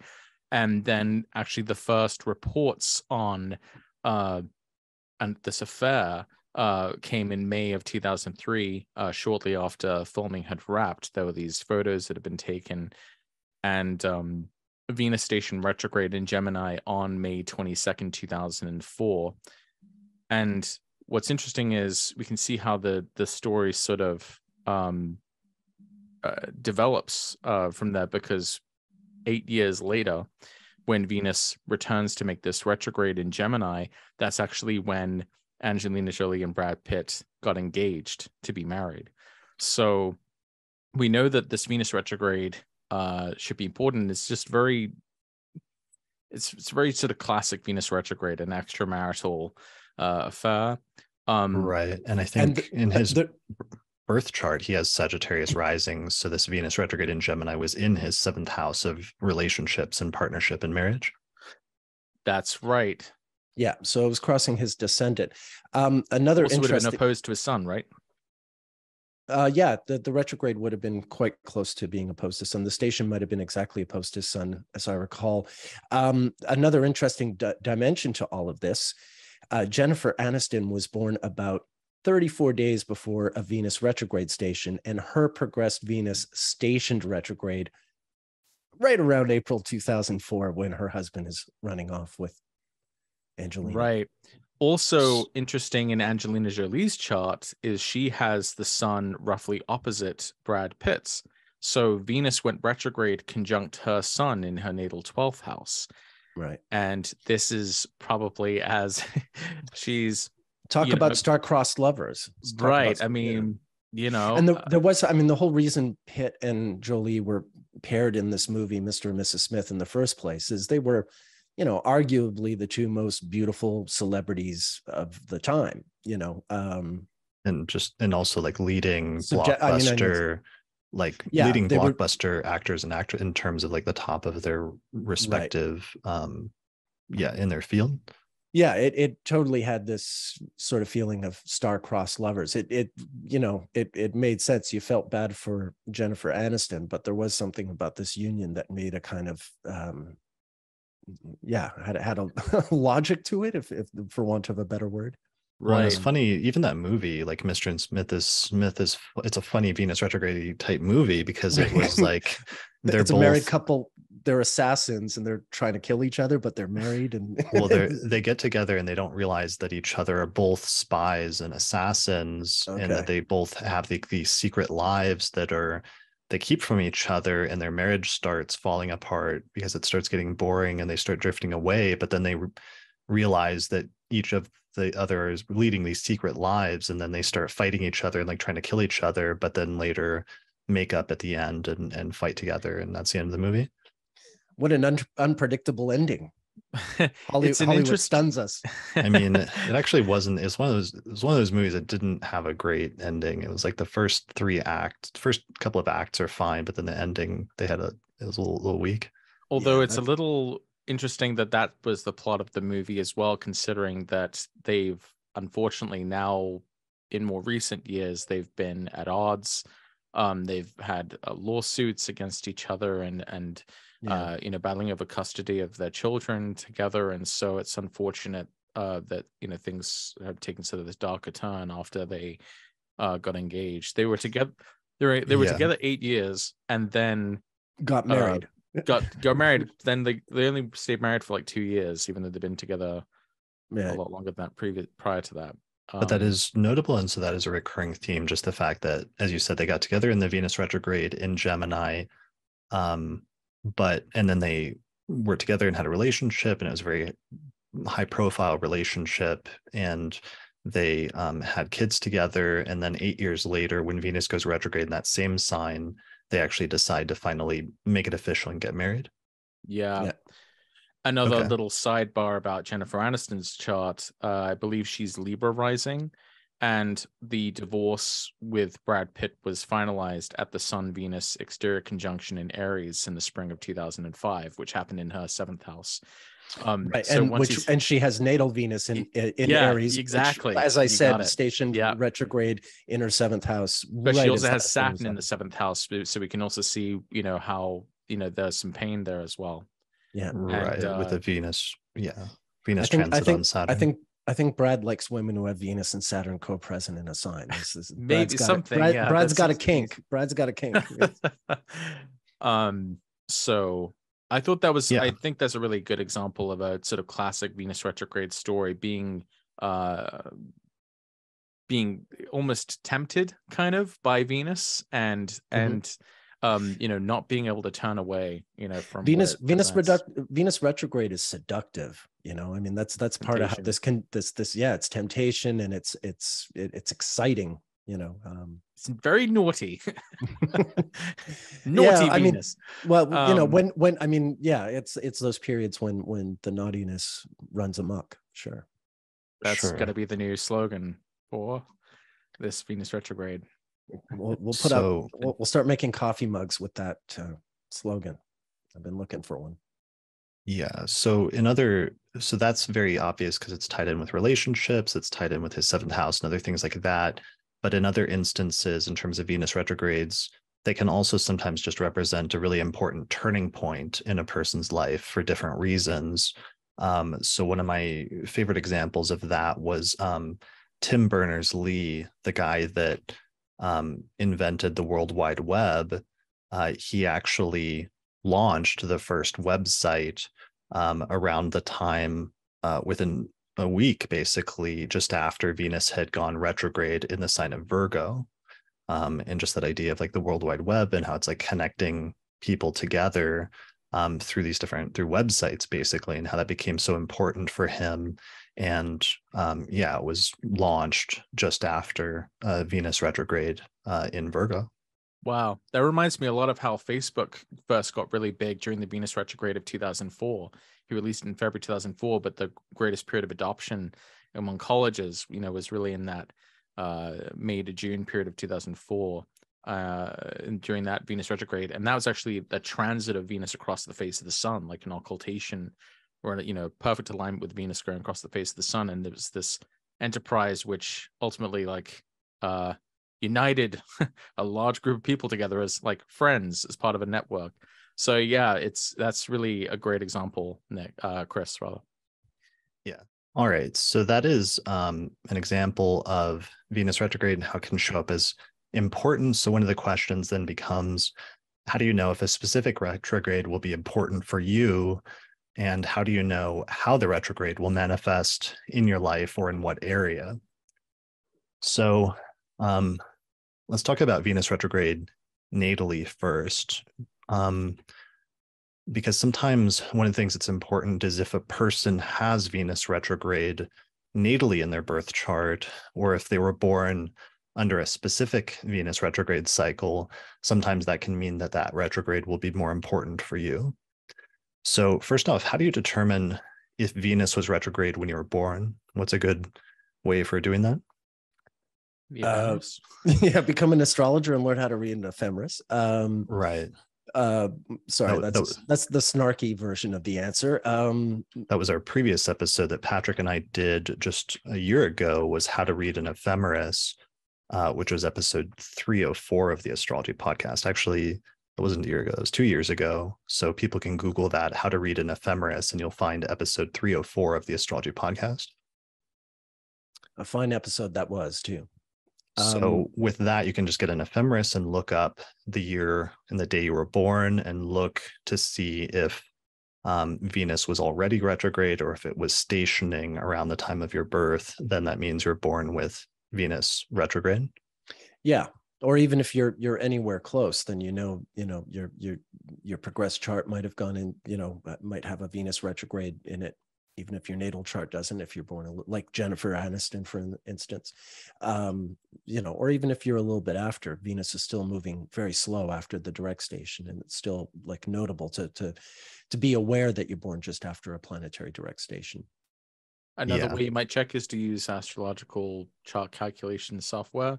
You're looking for usually a little red symbol that looks like an RX. So that's like another way you might tell. Symbol. Yeah. Yeah. So that's what it sort of looks like. I don't know what it looks like if you're using like an app like CoStar. I don't use it myself. Yeah. So AstroSeek is very good on describing Venus cycles, in considerable detail. So I'd recommend astroseek.com. Got it. Okay. So let's talk about some examples of some people that have retrograde natally in their birth chart. One of the themes that sometimes seems to come up is that theme of like going against the grain, going against social consensus, changing social consensus, or sometimes just things that stand out as like anomalous or kind of odd a little bit, or different, let's say. So one of the chart examples I know that we wanted to mention first was Demi Moore. And here is her chart for those watching the video version, where she was born with Pisces rising, and she has the Sun and Neptune and Mercury in a conjunction in the middle of Scorpio along with Venus. And she was born right in the middle of a Venus retrograde cycle, with Venus retrograde at 20 degrees of Scorpio, conjunct the Sun at 19 degrees of Scorpio. So a day before the interior conjunction, in other words. So you guys keep mentioning interior and exterior conjunction, but that was never explained. Could you explain it briefly, what that even means? Yeah, we kind of explained it, but just more specifically, the Venus retrogrades occur when Venus is closest to Earth. So when it passes between Earth and the Sun, we call that an interior conjunction, because on that two-dimensional pie chart, that the Sun and Venus will be occupying the same zodiacal degree.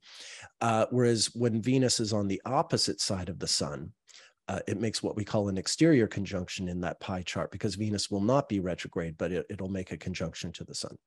Some people like to occupy the same degree.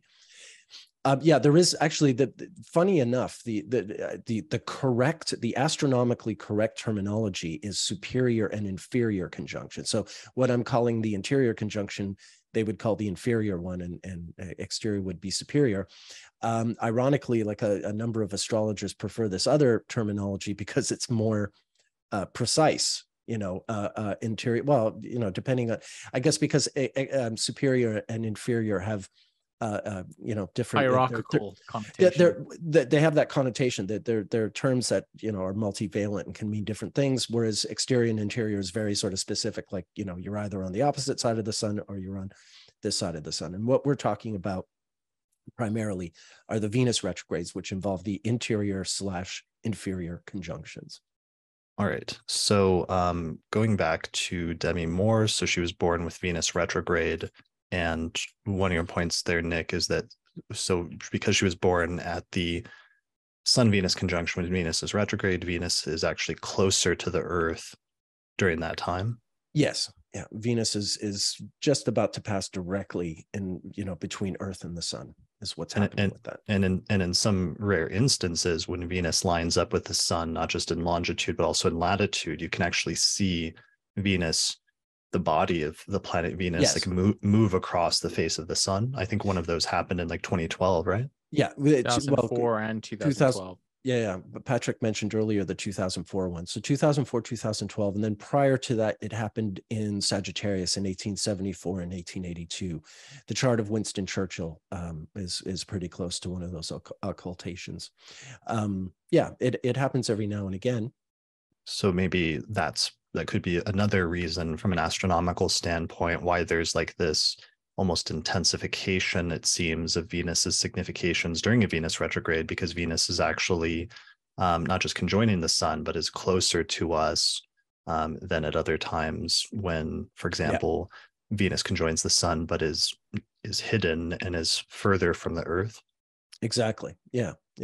Venus is never closest to Earth as it is when it's retrograde. So it's part of the reason it looks like it's going backward. Part of the reason for the what is effectively a sort of a visual trick because it's done through perspective. Venus is not actually making a loop. It just looks like it is because of where we're watching it. Right. I think people often liken that to the effect of like when you're on the highway and you're passing another car that's moving slightly slower than you, and you have this visual phenomenon of the car starting to move backwards, even though both of you are still moving forward on the highway. Yeah, that's a good. But it's a meaningful illusion. Yeah, that's one of the points. Symbolically important illusion. In the guy in the car next to you moving backwards isn't. Yeah. Sorry? It's one of the things that people don't understand sometimes, that astrology looks at observational phenomenon in the sky from the perspective of the observer, and the different unique movements of celestial bodies in the sky that they make has a symbolic importance on Earth, both in general as well as personally or individually in people's lives. And that it's the symbolic interpretation of celestial events that's important. And people get tripped up on that and think that sometimes because it's just an apparent phenomenon, that means it's not important, but that's actually not the case. No, not at all. I mean, look, it's every bit a law of physics that, the universe has no real center, that, any point in the universe can be a center.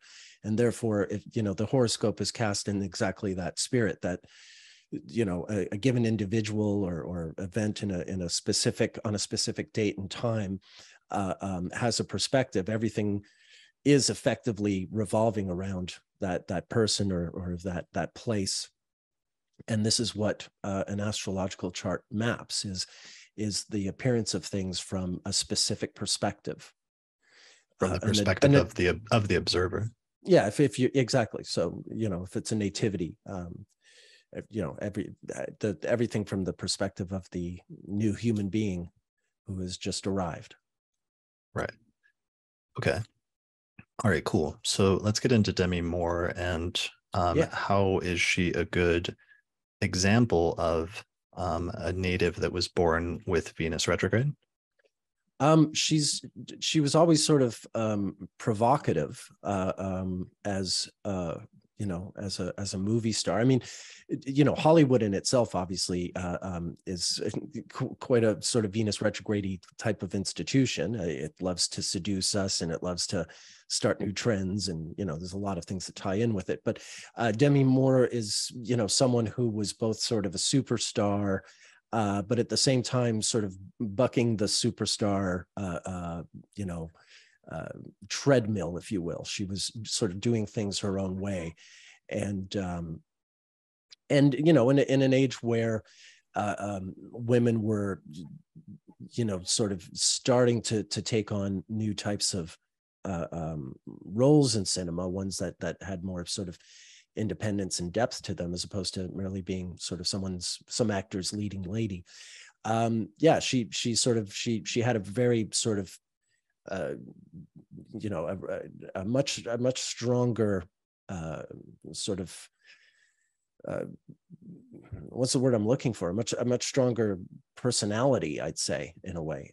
Yeah, I mean, I remember like one of the things when I was growing up was when she did that movie like G.I. Jane, where she was playing the role of like a woman trying to get into, it was like the Marines, and shaved her head, and that was like almost, I don't want to say like controversial, but it was like a unique, somewhat controversial aesthetic sort of thing where she was going against the grain of normal social conventions or like gender roles, and stood out as a result of that she was kind of like willing to buck the social trend or the beliefs at the time about what I don't know, things were supposed to be like.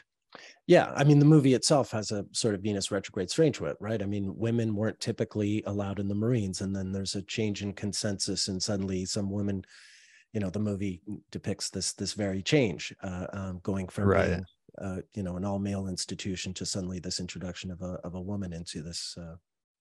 It's very basic sort of Venus retrograde thing, and we've found I'd say, like, to my mind, the first thing I think of when I think of Demi Moore, and this is something that occurred during a Venus retrograde, doesn't really have anything to do with any of her movies. In the summer of 1991, as the same summer that the Nirvana video was filmed, when Venus was going retrograde in Virgo, she appeared on the cover of Vanity Fair naked and pregnant. And she's sort of, she's covering herself, but she's visibly naked and visibly pregnant. And it sounds really sort of basic and boring today, but it was incredibly provocative at the time. And people, it was the kind of thing she was really good at. It sort of provoking the norms and getting a reaction out of people, and doing something that had not been done before, and sort of setting a trend. I mean, today it's like, there's probably been dozens of women who've had photos taken of them naked and pregnant, but at the time it really was, it was revolutionary in the mainstream. So there was that event in 1991, when Venus was going retrograde. And some of her other movies, I think, there's a number of sort of Venus retrograde themes in films she was involved in. Indecent Proposal, which came out in the spring of 1993 during the Venus retrograde in Aries. That's a movie she's in with Robert Redford and Woody Harrelson, where she plays Woody Harrelson's wife. And Robert Redford is this mysterious millionaire who offers this couple who are struggling for money, I think $1 million in exchange for a night with the wife, with Demi Moore. So that's... How indecent. What an indecent proposal. What a Robert Redford. How dare you? I mean, it is Robert Redford. I think that was that was the like that was the gamble in the early 90s, as everyone was like, well, it is Robert Redford. Right. Another one was Striptease in well, hold on, but with that one, and then at the end of the movie, she ends up getting together with Robert Redford. I think that was the conclusion, wasn't it? Does it?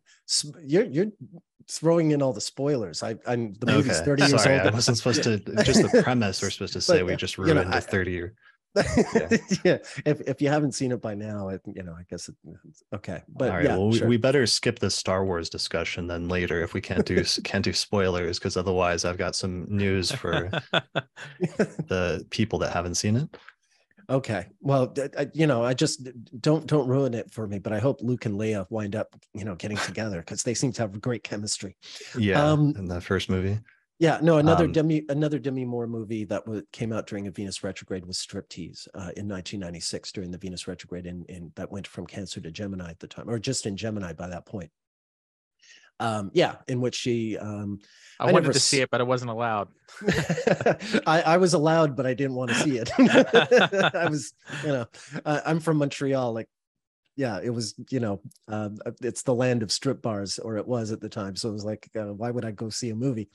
That was another one that was provocative, and I never saw the movie. So I think she's supposed to be like a housewife who starts stripping or something like that. I could get it wrong, but Another Yeah. interesting way that she kind of lived out Venus retrograde a bit was in the early 2000s.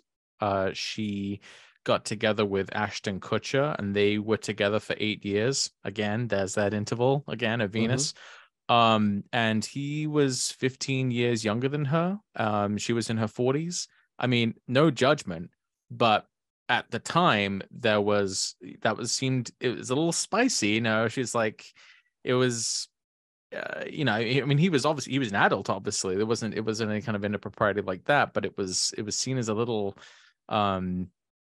risque, and that sort of typical Venus retrograde type of quality of kind of pushing sort of a boundary. But yeah, they were together for 8 years.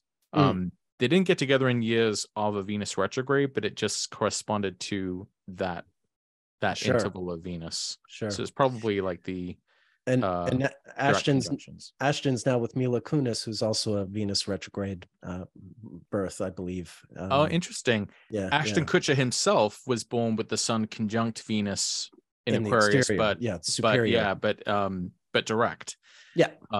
So the flip side to the retrograde. The wheel turns. The wheel turns. Yeah. So that's a good one. So that's a good example of maybe somebody that can do things that go against gender norms or social conventions or other things like that. Another example that we were going to mention was Jodie Foster.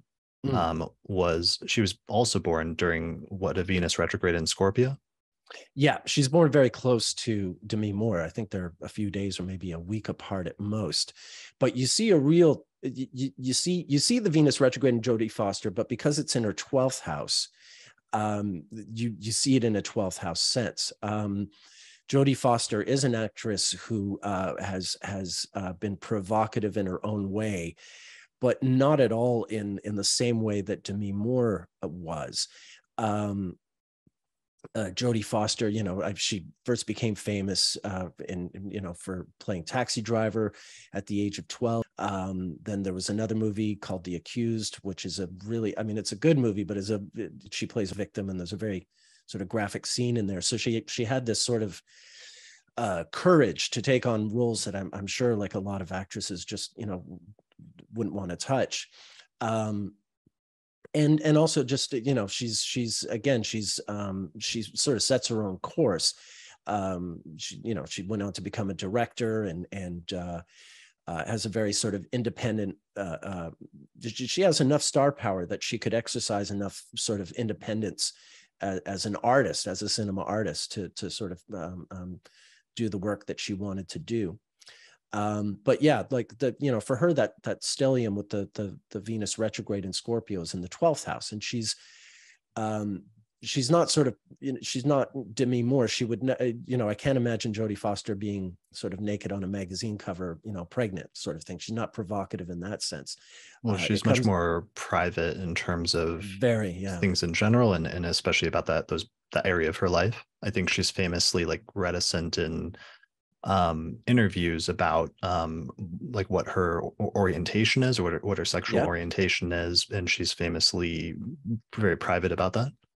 Yeah, and she's also again, thanks to that Taxi Driver movie, she's also famous for having been stalked by John Hinckley, who went on to try to shoot. Well, he did shoot Ronald Reagan in a bid to impress her, because in the movie Taxi Driver, Robert De Niro's character attempts a political assassination, and there was some sort of link there. And it's I've seen a number of interviews with her, and anytime she handles this so beautifully. She's very she obviously prepared herself, and she's obviously been asked these questions so many times, she knows how to answer them. But anytime someone invades her privacy with regard to her sexual orientation, or if they want to talk about John Hinckley, she's, she doesn't get nasty, she doesn't get short or anything, but she very effectively, controls that dialogue and veers it away from these subjects that are really nobody's business. Yeah, just to make sure everyone knows.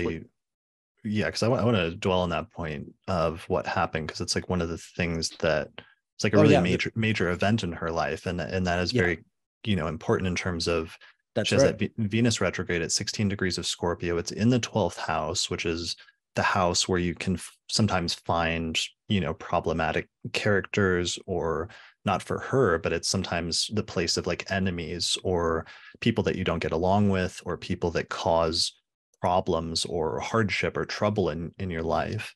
And the Venus itself is conjunct Neptune, and it's also squaring Mars, which is at 17 degrees of Leo, and widely squaring Saturn, which is at 6 degrees of Aquarius, while still being under the beams of the sun, because it's about 10 degrees from the sun. So what happened is, like, in 1981, there was this crazy guy that tried to assassinate and it did successfully shoot the president at the time, Ronald Reagan, and he nearly died. And I think other like Secret Service people were injured, or I think there was one that was actually killed in the process of that, right? Yeah, that's the Brady gun bill, I think, is related to that.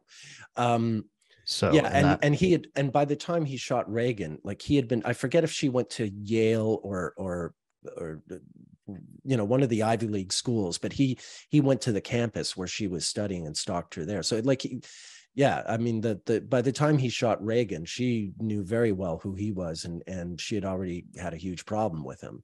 Right. So she's like a victim of stalking and of this crazy guy who eventually did something really terrible, and then she gets, wrapped into it because of supposedly his obsession with her.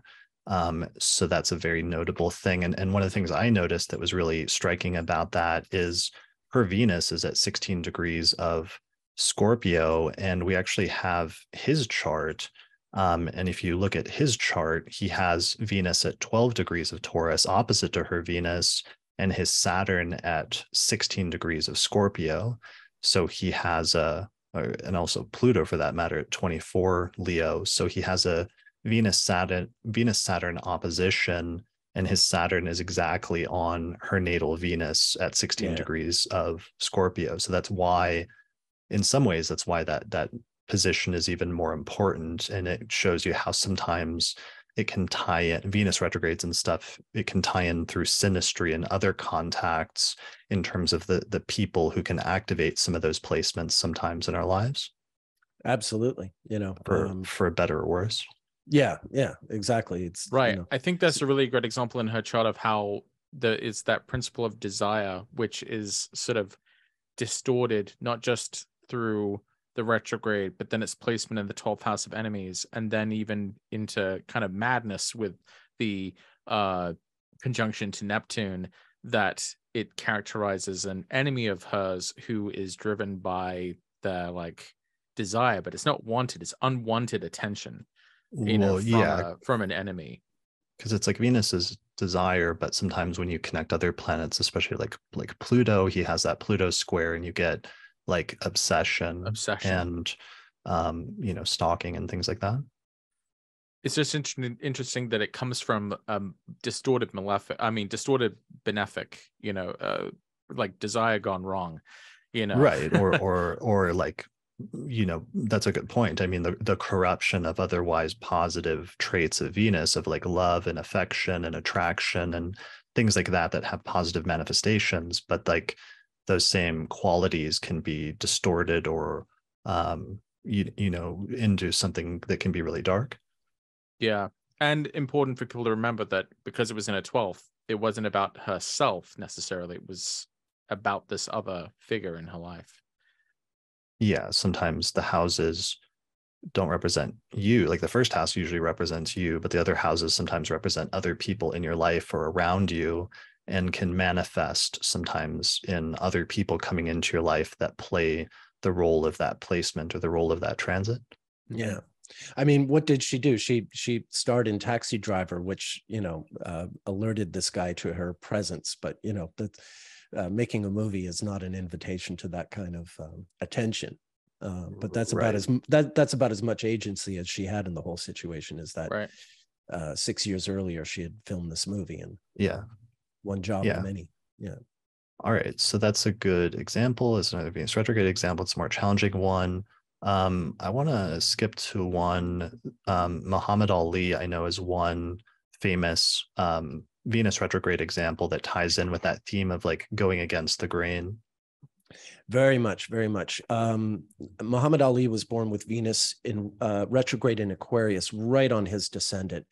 And, we're not going to go into his biography today, but for those of you who are interested in Muhammad Ali, his biography is just jam-packed with Venus retrograde events. 3 of his 4 marriages occurred during Venus retrogrades, just like, that's a little just sidebar. But I think the one example we're going to focus on now is how he got into boxing, right, Chris? Is that we're just going to talk about his natal Venus first? We were just going to talk about his natal Venus first and just establish the theme of how he goes against the grain, and he's a really easy example of that. Yeah, well, he when he became a world heavyweight champion, Venus wasn't retrograde in that instance. That was in February of 1964. But it was not too long before the Venus retrograde that went from Cancer to Gemini, and sort of the way he exploded on the scene. First of all, until he won that first world championship, the heavyweight championship in 1964, he was known as Cassius Clay. That was his birth name. But he had, for the past year or so, been involved with the Nation of Islam, the same sect that Malcolm X belonged to, and Sam Cooke. And he had changed his name, or his name had been changed, I think, by Elijah Muhammad, the leader of that sect, and to Muhammad Ali, but he declared it to the world. He kept it a secret until he won the championship, and that's when he sort of told the world that he had this Muslim name. And then when he was 24, just turning 24, and when Venus was retrograde, it had been retrograde in Aquarius, just like it is in his natal chart. This is when his draft status, what was the significance of the first one? Why is that important? Because the Nation of Islam, the Nation of Islam is a Black nationalist institution, right? And so for him, I'm not talking about that. I'm just talking about like imagining or explaining it to somebody from another country that doesn't know who Muhammad Ali is, or doesn't know the social context of it. It's like it became controversial in like for whatever majority Christian nation, for him to change his name and adopt a different religion, and then to be very vocal in promoting that. Yeah. And a religion that, to the perception of white America, seemed really hostile to white America. So there was that was the perception of it. So, and so here's this guy, he was already sort of this, arrogant young kid. He was this kind of athlete, I think, that a lot of people love to hate, although he would become immensely popular as time went on. But, it was just so jarring to, 1964 white America was pretty conservative. The Beatles were only just happening that same month. So that's, the world was changing in all kinds of amazing ways. So yeah, it was really jarring. There's this longer history of heavyweight boxing in America, and race relations, and how Black boxers were supposed to act or not act. And there was this whole code that had been, developed. Joe Louis, who had been an earlier champion, had towed a certain line socially. So talk about sort of disturbing the consensus, talk about changing the rules. This is very much something that Muhammad Ali did. Sort of most broadly, he sort of rewrote the rules, changed the consensus in terms of how athletes were supposed to behave, and particularly how Black athletes could behave. Mm-hmm. Anything that has followed vis-a-vis sports and race relations in the U.S., you can really see an amazing starting point with Ali's ascendance.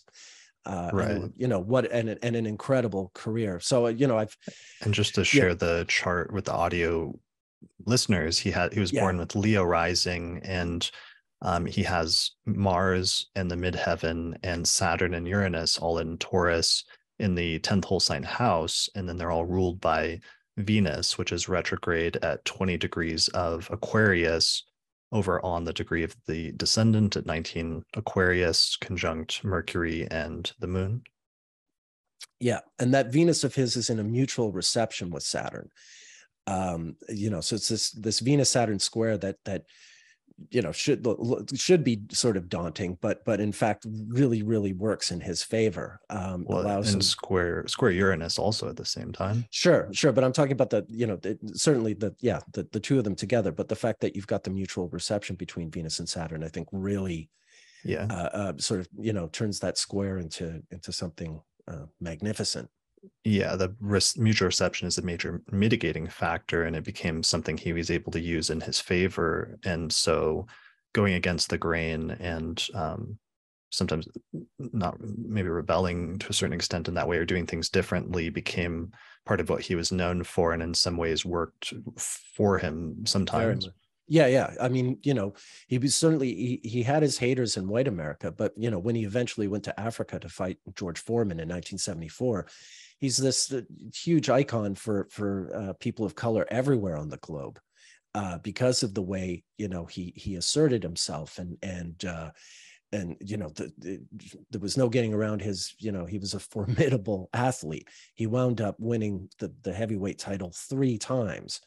So just never, I mean, to his detriment ultimately, because, I think the broad consensus is that he was in the sport longer than he should have been because it damaged his health at the end of his life. But he sure went as far as he could go. Right. So, and other instances of him challenging social consensus were that he famously didn't go into the army, even though he was drafted. Yeah. That's right. And that's what I was alluding to earlier. And this began during a Venus retrograde in the same sign he has his natal Venus retrograde in January, February 66. He had already been declined there was a military draft because of the Vietnam War. And he had been declined for that draft because he wasn't a very strong reader, ironically. Even though he was, he had an amazing sort of diction and he was a fascinating speaker. He wasn't actually technically very literate, and that had disqualified him from the military. But I think because, this is the inference, is that because of his, Venus retrogradeness, because he was this vocal Black nationalist, Muslim, and et cetera, that there was a bit of a conspiracy to sort of undermine him. So his draft status was changed to 1A, making him eligible for the draft in this period in 66.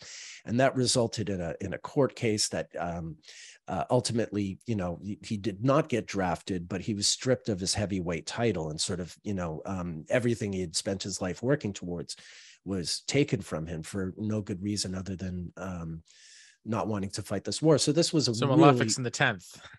Yeah, the malefics in the 10th, and this made him a pariah in mainstream America. And he struggled for a few years, and then eventually managed to get his, through another court battle, managed to get his right to be a boxer restated, and worked his way. He had to spend a few years doing it, but it worked his way towards winning his second heavyweight title. And I mean, you can go on and on. Like I said, he eventually won it 3 times and all this stuff, but it's in so many ways. I mean, that battle over the draft, transported, he was already this mega famous athlete, but it made him, now a sort of a political icon as well. I mean, he's one of the defining. I mean, that really what puts him in the history books, really. I mean, yeah. I mean, a boxer's a boxer, so. right? Yeah. I mean, not to, I mean, athletes are, amazing for what they do, but usually they, if they're really good, they set a record, and then someone comes along later and breaks their record, and, they're in the sports history books and not much, but he's a much more than just an athlete. He's absolutely a political and social icon. Yeah. I mean, he's the guy who could, beat anyone in a fight, but wouldn't kill anyone at the direction of the state. That's exactly powerful. Yeah. Well, that was, we can't quote the famous line, but it was basically, why would I go shoot? This is what he said the day that the draft was changed: is, why would I go shoot the Viet Cong? They've never called me names. Right. So yeah, which was obviously true. To our knowledge, no one in Vietnam ever disparaged the man. So like, why should he go shoot them and bomb them and all that? So yeah. Yeah. So one of the things I think is coming up, or that we're starting to see come up over and over again, is people that go against the grain and do something that's controversial or goes against social conventions at the time, but then sometimes as a result of that, they stand out and they end up setting the trend or setting a new social convention as a result of their own almost like rebellion or pushing back against it. Exactly. I mean, when he was fighting the draft, when they were trying to draft him and he was fighting it, the Vietnam War was still kind of popular. I mean, 66 was sort of early, so there wasn't as much protest. It would only be around 1968 where, like, the country at large would sort of give up on the war or change their view on the war, which in turn made it easier for him to reclaim his right to box a little after that. So yeah, he was ahead of the time. When he first did it, people thought, he must be nuts. What, he's some kind of traitor, he's not a patriot, blah blah blah, this and that. Whereas within a couple of years, everyone's like, no, he's got a point. He's got a point. Yeah, well, that brings up the other example, and maybe we could mention briefly that theme, but Ellen DeGeneres was somebody, or is somebody, that has Venus retrograde in Aquarius conjunct the sun. And I know, early on in like the mid 90s, her coming out as gay was like a major thing at the time. And even though now in retrospect, like 30 years later, for example, that's been normalized. And so it doesn't stand out as being that striking. Back then it did, but in the process, it also kind of helped set the stage for things and to change things and set the trend, or at least changed the trend up to that point. Yeah. It cost her everything to do that.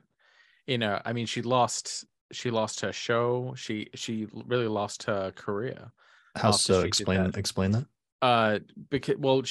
Because she had her own show, Ellen, and her character on the show actually came out. That was sort of part of the way that she did this, and viewership tanked after this happened, and there was this perception that that this is all the show was about, and the pop culture climate at that time, the cultural climate at that time was still very anti-gay, and it was a few years off before there would be such a rapid popularization or acceptance and embrace of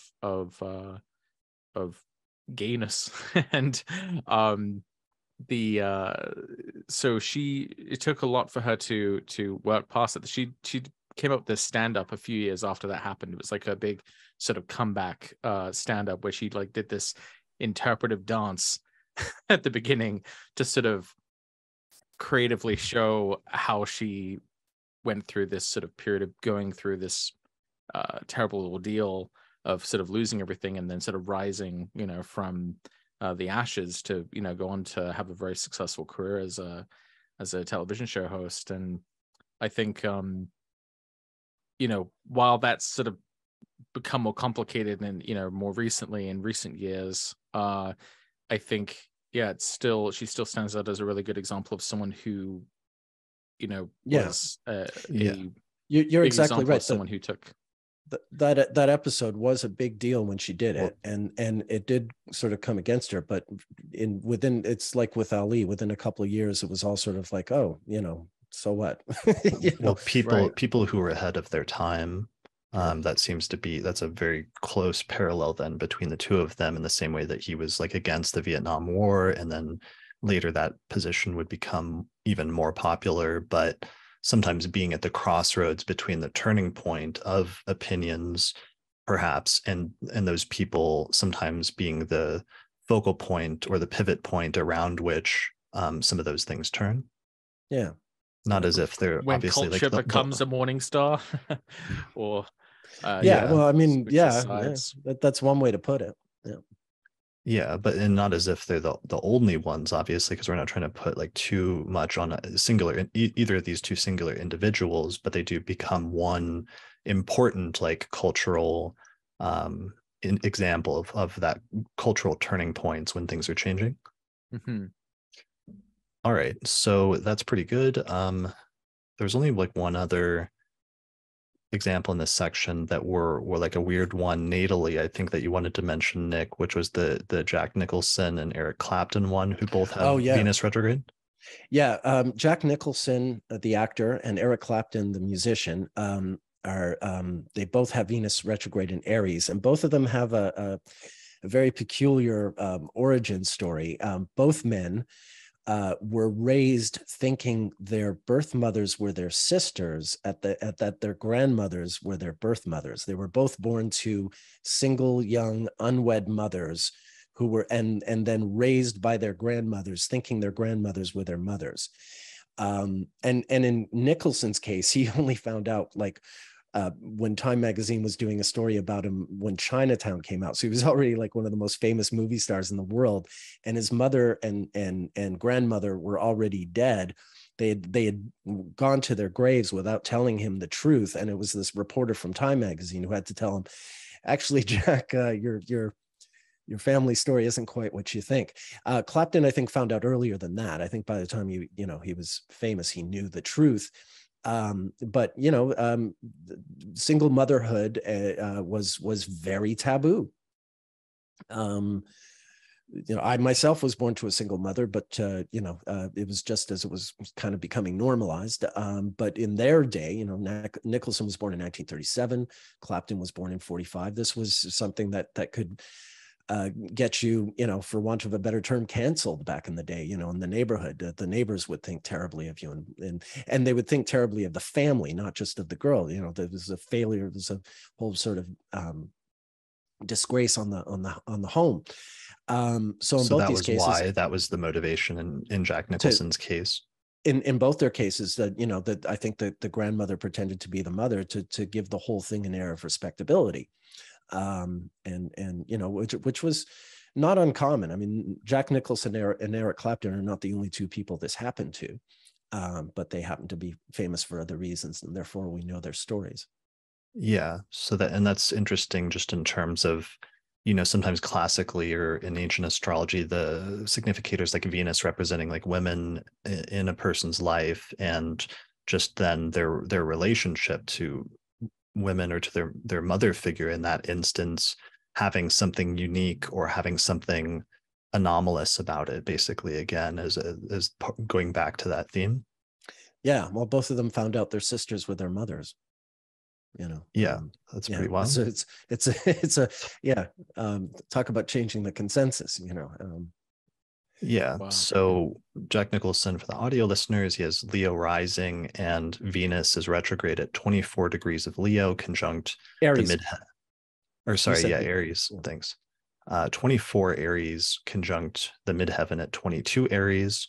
And Venus is squaring Jupiter at 26 Capricorn and squaring Pluto at 26 Cancer, which is kind of notable. And Venus is ruling not just the degree of the IC at 22. That's actually part of it. That's really funny, actually, just thinking of that blend the third house and the IC coincide. Yeah. People Sister sometimes was his mom. People sometimes ask like that question. They're like, because we've always had that rule that we always tell, which is like sometimes when the degree of the IC, degree of the MC falls in a whole sign house other than the 10th, or when the degree of the IC falls in the whole sign house other than the 10th, it can import fourth house topics. This is so literal. The sister is the mother. Oh dear. The mother is the sister, and exactly. Yeah, so it's quite literal.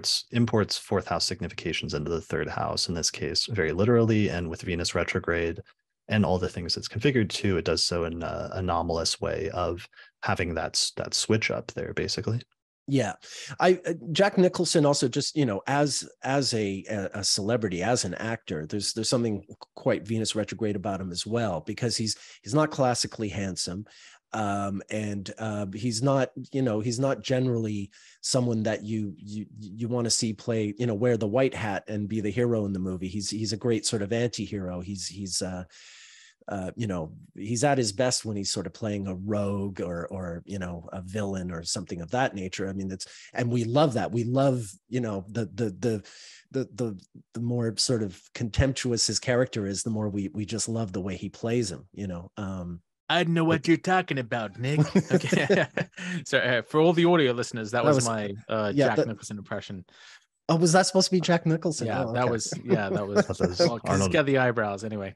Yeah, Arnold Schwarzenegger. So I like that you use the word anti-hero, because it's like it's ruling his Leo rising is the Sun conjunct Uranus in Taurus and Mercury also in Taurus, and that's his 10th whole sign house. And then he has Venus, there on the midheaven, but it's in Aries, which is the sign opposite to its domicile. And I've been playing with that term, like antithesis is a translation for the original Greek term for a planet in its detriment, because it has that notion of being opposite or anti to its normal significations. And it's funny that you use the keyword anti-hero there, and that could be a good keyword for detriment as well. Yeah, exactly. Yeah. I mean, the hero being sort of someone who's supposed to have a purity and a goodness and good intentions, and then there's the flip side of that, the seduction of the wicked, and that's that's Jack at his absolute best when he's being wicked, or betraying someone wicked. He's really a pretty decent guy who goes to basketball games all the time, but on screen persona. He's Joker. He's Torrance. Jack Torrance and all that stuff. I pulled up a definition. It says a central character in a story, movie, or drama who lacks conventional heroic attributes for anti-hero. All right, so that's interesting, and also tied in with the Venus retrograde. And then Eric Clapton, just pulling up his chart really quickly so I can give the data on that, was born with Libra rising, and Venus is retrograde at 2 degrees of Taurus in the 12th house. And it's squaring his midheaven at 1 degree of Leo, and I see it 1 degrees of Aquarius, and also his Pluto at 8 degrees of Leo. Yeah. So like I said, I think he found out the truth much earlier than Jack did. Like Jack was well into his mid 30s, almost in his 40s when he found out. I forget when Clapton found out, but it would have been, quite a bit before that. And I think, the other sort of anecdote I can tell about Eric Clapton that relates to Venus retrograde is the fact that he fell in love with his best friend's wife and eventually married her. And is that George Harrison? Yeah. Okay. Patty Harrison, Patty Boyd was her birth name. She married George Harrison during the Venus retrograde of 1966 in Aquarius.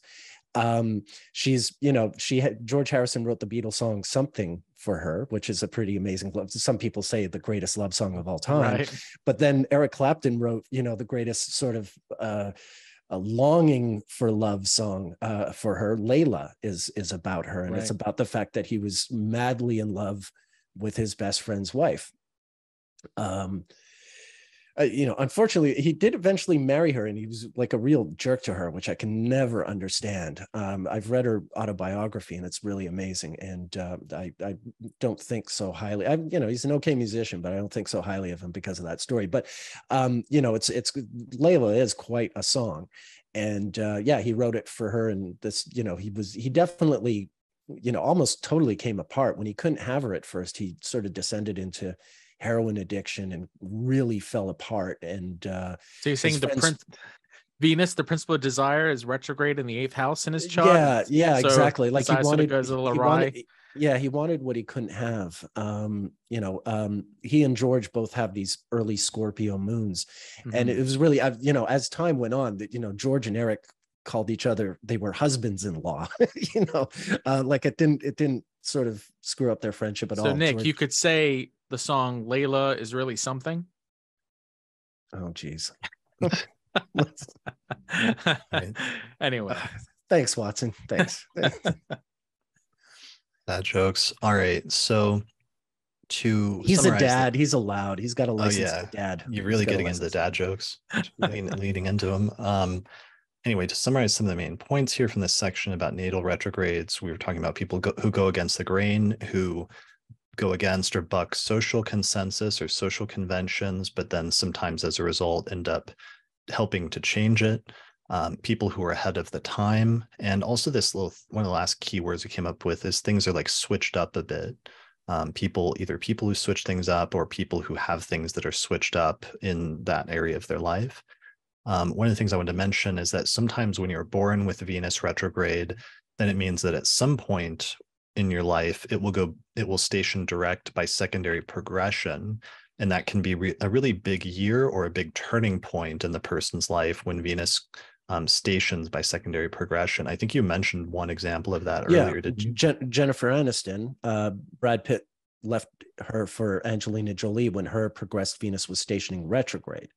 Okay, so she was born with it direct, but then that marriage kind of fell apart when Venus stationed retrograde by secondary progression.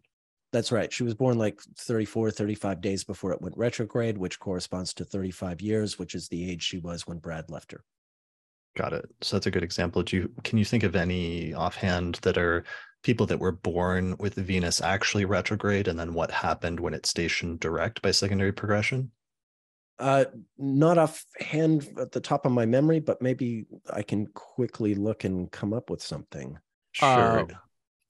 I mean, I can sort of tell you about what happened when my father, who had Venus, he was born before. Oh, yeah. My father was born before the retrograde.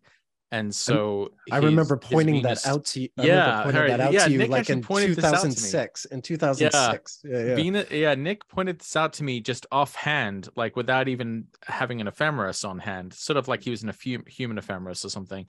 And that's crazy talk. Yeah, my father was born just before a Venus retrograde in Aries, and when Venus stationed retrograde by secondary progression, that was the year that he had this big affair on my mom that like kind of caused a lot of turmoil in our family life, and things were never really the same after that.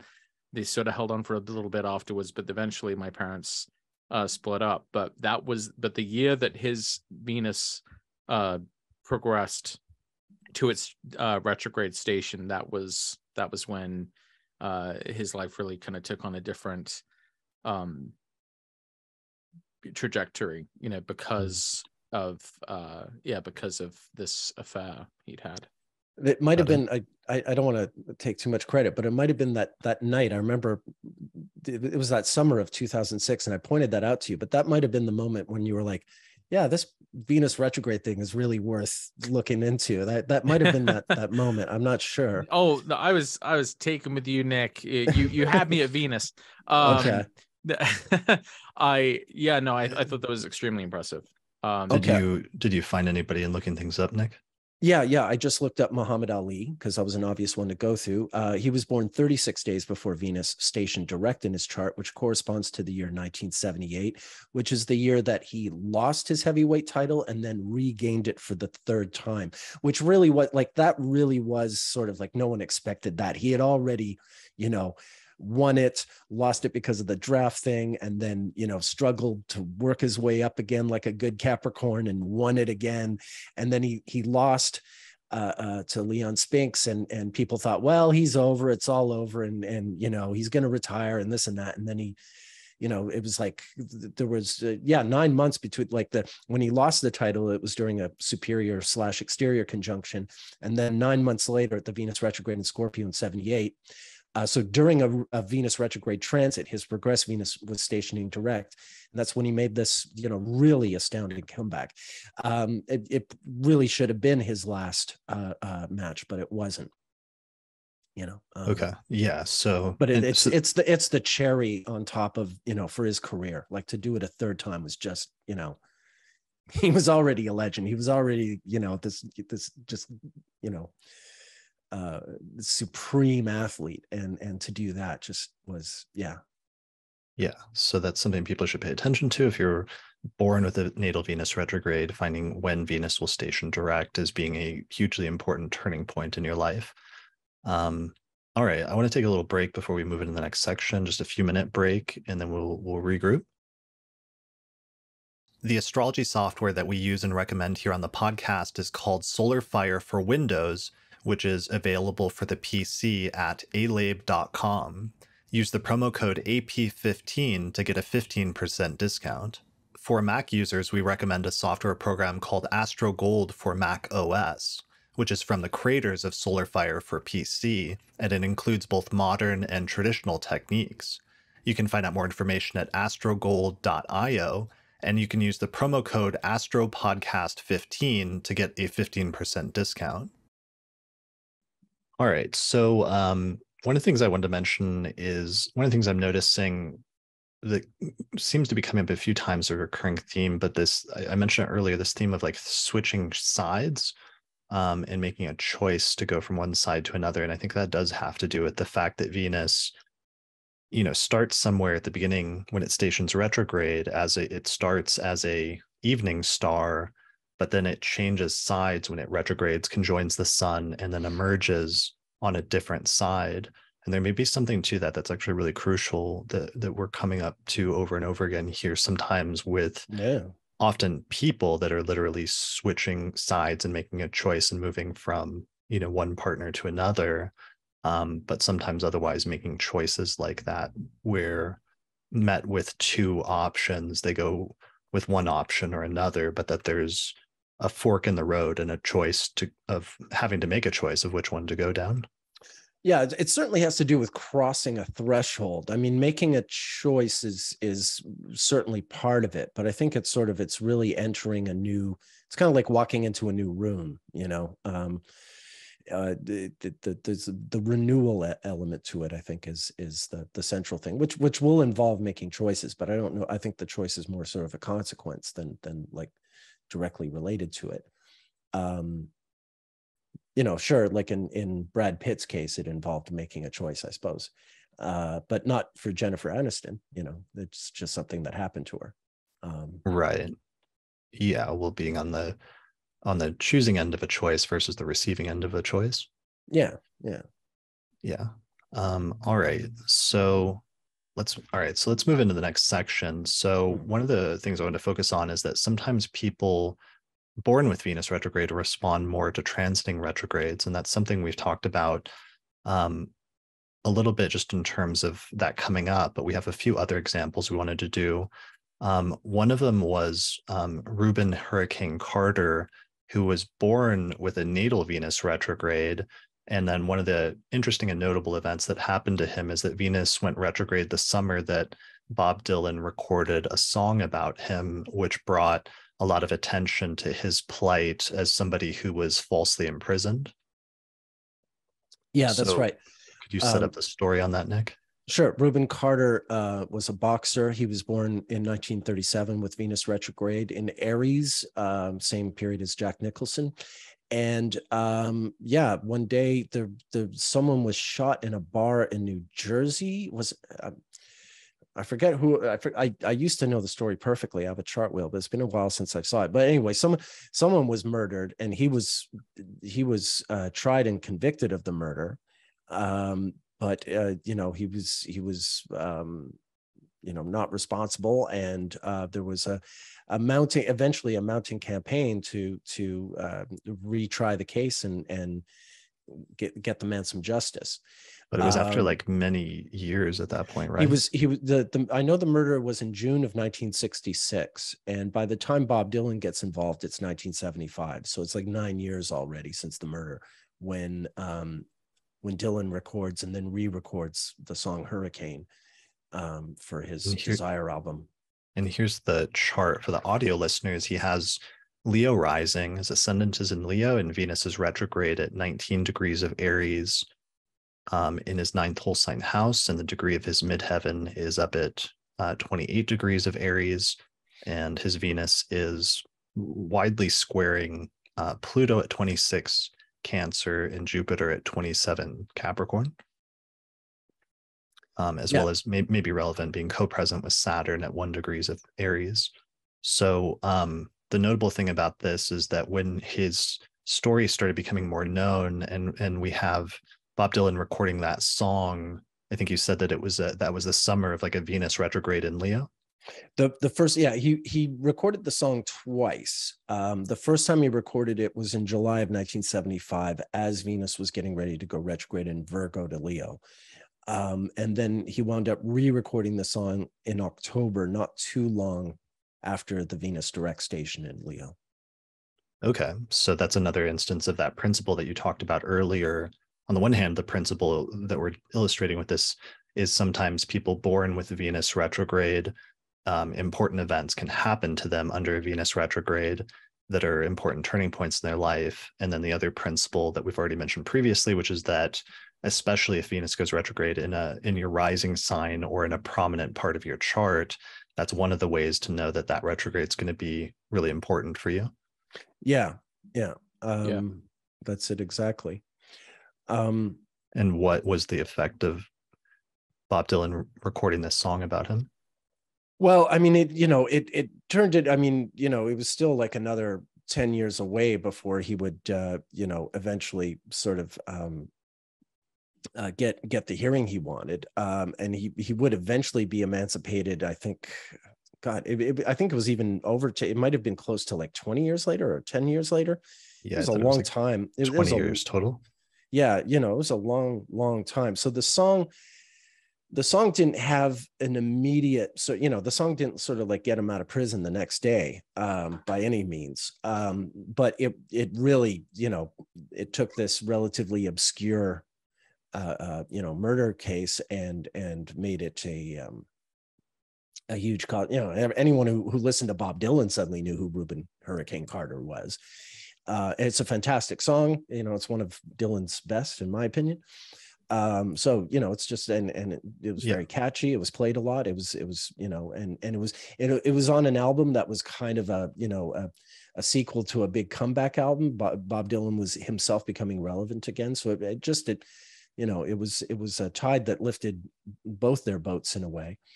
So one of the most important, one of the most famous or popular musicians of the era wrote a song, and it drew a lot of attention to this case that otherwise would have been obscure or would have not been known about, and made it almost like a household name. Yeah. My understanding, I forget, it's been a while since I read the story, but there were some people from Canada who sort of became sympathetic to him and really campaigned on his behalf, and that's how he did eventually get released. Whether or not the Canadians who helped him, were inspired to do so because they heard the Bob Dylan song first, I can't recall, but that was the thing. Suddenly, you had far more people aware of his situation, and therefore, it could very well have contributed ultimately to his release. If nothing else, it certainly, made him a cause célèbre. Got it. Okay, yeah. So that's a pretty good example. Mm-hmm. All right, so moving on, I wanted to mention how the actor Mark Hamill, who played Luke Skywalker in Star Wars, he was born with Capricorn rising, and he was born the day that Venus was stationing retrograde in Virgo. Direct in Virgo. My apologies. So it's coming out of the retrograde, but it was a stationary direct Venus in Virgo at 2 degrees of Virgo on September 25th, 1951. And when the first Star Wars movie was released, which made him sort of a household name and also became the thing that even today, even though he's done a lot of other acting and voice roles, it's still the thing that he's known for to this day, is playing Luke Skywalker in Star Wars. When Star Wars was first released, Venus was stationing direct also, basically pretty closely. What day was Star Wars released? May 25th, 1977. I'd also say it's probably important for George Lucas as well, who was born with Venus rising, not retrograde, but we're going to get a Venus-centered person. I want to get to George Lucas. I have a few things to say. He's later on the list. We'll get to George. So here is the release for Star Wars, and the sun is over there at 4 Gemini, and Venus is at 20 Aries, having just stationed. So it's literally, it just came off of the Venus retrograde, and Venus is stationing direct. So it has almost the exact same phase relationship as in Mark Hamill's chart in terms of stationing direct at the end of a retrograde. Yeah, it's like a sort of phase parallel, if you will. Right. Yeah. Which is almost like a recurrence transit in a way. Yeah, yeah. And it was sort of, I mean, I think the interesting thing about that is, you know, most of the people involved in the making of Star Wars, really including George Lucas himself, thought it was going to be a flop. You know, George Lucas was sure he had just, you know, ruined his career. But Hamill, it seems, really sort of had the vision. I mean, I don't think he knew it was going to be what it was, but he seems to be like the one who didn't, you know, think the movie was ridiculous, who sort of, you know, took the whole thing seriously and served as a sort of, you know, cheerleader of sorts to Lucas, you know, whereas like the making of Star Wars was incredibly difficult for him. And, you know, I think some of the actors, you know, Alec Guinness, and even Harrison Ford were sort of like, you know, what is this thing? You know, they weren't necessarily, you know, they were doing their job and they were taking it seriously as professionals, but I don't think they thought they were in anything, you know, remotely important or special. But Hamill seems to have, you know, been different in that regard and really had a sense of it. Right. Yeah. Okay. So that's a good example. And then one last one in this section, going back to Muhammad Ali and the beginning of his career as somebody born with Venus retrograde. He also had a really important early event in his career that coincided with Venus retrograde as well. That's right. Basically, in October of 1954, Cassius Clay, as he was known at the time, was a 12-year-old boy with a bicycle in Louisville, Kentucky, and he was with a friend and he parked his bike, I think, outside this community center. And when he came back out, the bike was gone, and it was he was really upset. You know, it's not like it was a cheap bike. It's not like his family had a lot of money to replace it. And he got really upset, and he went inside. There was a policeman, I think, inside that community center. And so young Cassius went to report this theft. And he mentioned that he wanted to, you know, beat up the thief. And the policeman turned out was sort of an amateur boxing teacher who actually hosted a local TV show for young boxers, like young novice boxers, to have matches against each other. So by November 12th, which it can't be more than a couple of weeks after this bike theft, Cassius Clay found himself on television in his first ever boxing match. And because he is going to become Muhammad Ali, you know, 10 years after this, we know that this is an important event. At the time, he's just a 12-year-old who's on local TV getting into his first boxing match, but it's which is the still beginning. huge. Yeah, it's huge. I mean, it's a big deal to be 12 years old and to be on TV. I imagine. I mean, even localized without the knowledge Yeah. of the rest of his career, he probably would have considered that to be a huge thing at the time, even then. But knowing it in the broader context, obviously, it's also important as a sequence. Yeah, it turned out he even won that match in a decision. So, like, it wasn't a knockout or anything, but he won it. But yeah, you know, it's a big deal in and of itself. But then taken in the context, you know, with the rest of his career, that was a really important. That was Venus retrograde in Scorpio, and you know, he's Leo rising. He's, you know, got Aquarius on the descendant, as we saw. So that retrograde in Scorpio would cross his IC. Okay. You so know, that's really important because it's one of his angles, and then it's aspecting all of his angular fixed sign planets, which are all of them. Yeah. A stellium in Aquarius and a stellium in Taurus, and even some planets and some stuff in Leo.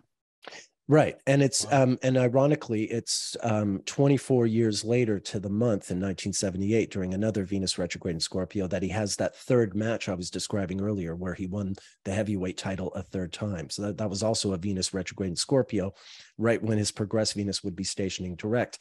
So there's even, I mean, this is the beauty. This is how I often use Venus retrogrades and Venus synodic cycles in consultations, is that you can take this event in 1954 and directly connect it to this other event in 1978 and fathom the link between them. You know, take someone's chronology and just find these two sections that, you know, have a connection to each other. Well, it's ending his entire career. Yeah, well, not. Yeah, I mean, he, like I said, he did wind up boxing a little further. He had his very last boxing match as Venus was getting ready to go in Aquarius, where his natal Venus retrograde is. Like I said, this guy's just got Venus retrograde all over his life. But I don't want to complicate things. So it wasn't the end of his career, but it was the peak of his career. It's when he should have, ended anyway. Yeah, I mean, still basically bookending his career. His boxing career starts, and then he hits and peaks. His final last hurrah and peak becomes that last one in the same retrograde. So that's demonstrating like multiple points at this point that we've talked about, like one, natal Venus retrograde, and then person born with natal Venus retrograde. Sometimes retrogrades can be more important for them subsequently. That sometimes when it's hitting prominent stuff in the chart, the retrograde can be more important for you. And then also that Venus retrogrades can connect things in 8-year increments. When Venus goes retrograde in the same sign, sometimes there can be echoes or connections with things in the future from the past. That's right. Sure. Okay. So that actually is a transition point in our next section. And that's the next section we're going to talk about, was that every 8 years, Venus goes retrograde in the same spot in the zodiac.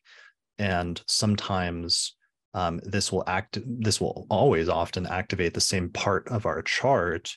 And sometimes if you want to know if an upcoming retrograde is going to be important for you, all you have to do is jump backwards and look backwards in 8-year increments. And if you responded strongly to previous Venus retrogrades, then this heightens the chance that the next one in that same area, or that same spot in the zodiac, will be important as well.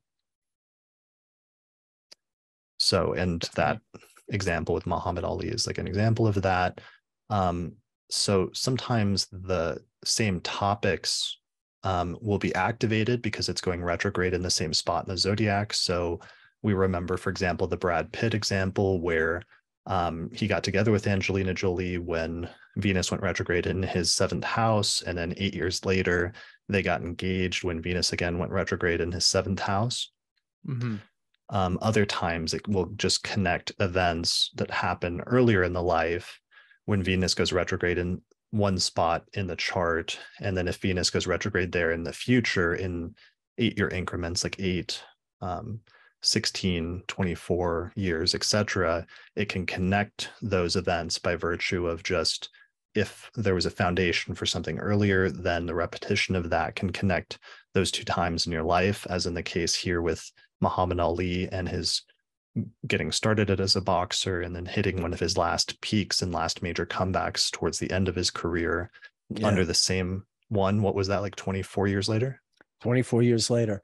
And I mean, I didn't want to, like, the story is so rich, but in 1970, when he had lost the title the first time for the draft, when he was making his re-entry into boxing, after he regained his license, his first boxing match was during a Venus retrograde in Scorpio in 1970. So like, it's always sort of this, like, the new plateau for him.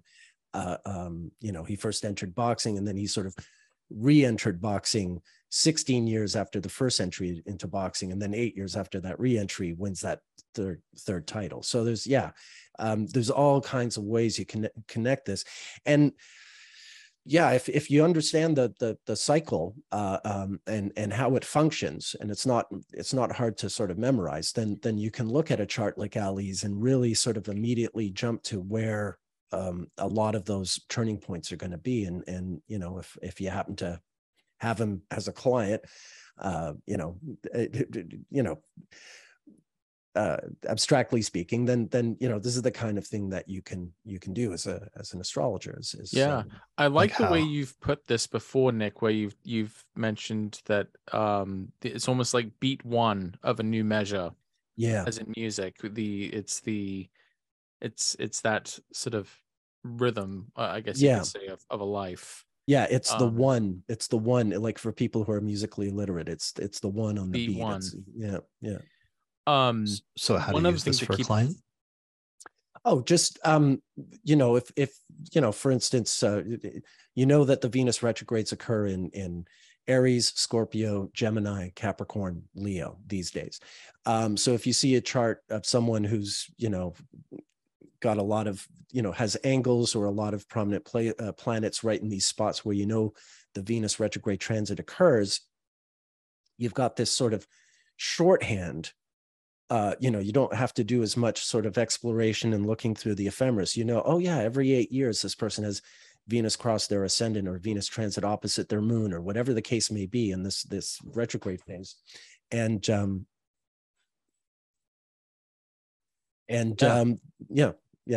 I was distracted a second. Oh, no worries. I use it as part of rectifications, because when someone sends me their chronology and I see that maybe they've had a similar type of event occur within a given Venus cycle, especially if they've lived long enough, then it can sometimes give me a clue as to the house that Venus retrograde is happening in. So, for example, if they've mentioned a career event that took place during a Venus retrograde and another career event that occurred 8 years apart from that, and then there's like a gap, I might ask about that gap and ask, what were you doing professionally at that time? And if it fits that theme, then that gives me a clue to potentially, maybe that could be the 10th house or where the midheaven is. So it's useful in that respect. I would also say that with rectification, before you move on for the rectification point, the three of us famously recorded an episode on this earlier this month where, Nick, you famously got a rectification right due to Venus retrogrades going through Hillary Clinton's one of the rising signs that was possible. And it was Mars. No, that was Mars. That was Mars with Hillary. That was Mars with Hillary. But same principle. Same principle. Yeah. Like same principle. If Mars has also got its own cycle, very different from Venus, but its own pattern. And if you get to know it, once again, you can sort of look at a chart and know, oh yeah, the Mars transits across the ascendant happen at these times. And then you can zero in on the person's chronology. The other thing I was going to say, just in terms of, using this as a consulting astrologer, it's one of the greatest gifts you can give a client is to equip them with this knowledge. Because if you already know that, such and such Venus retrograde transit over their ascendant has always been sort of this pivotal peak moment, which consultation after consultation, I always, this always sort of shows up to be true.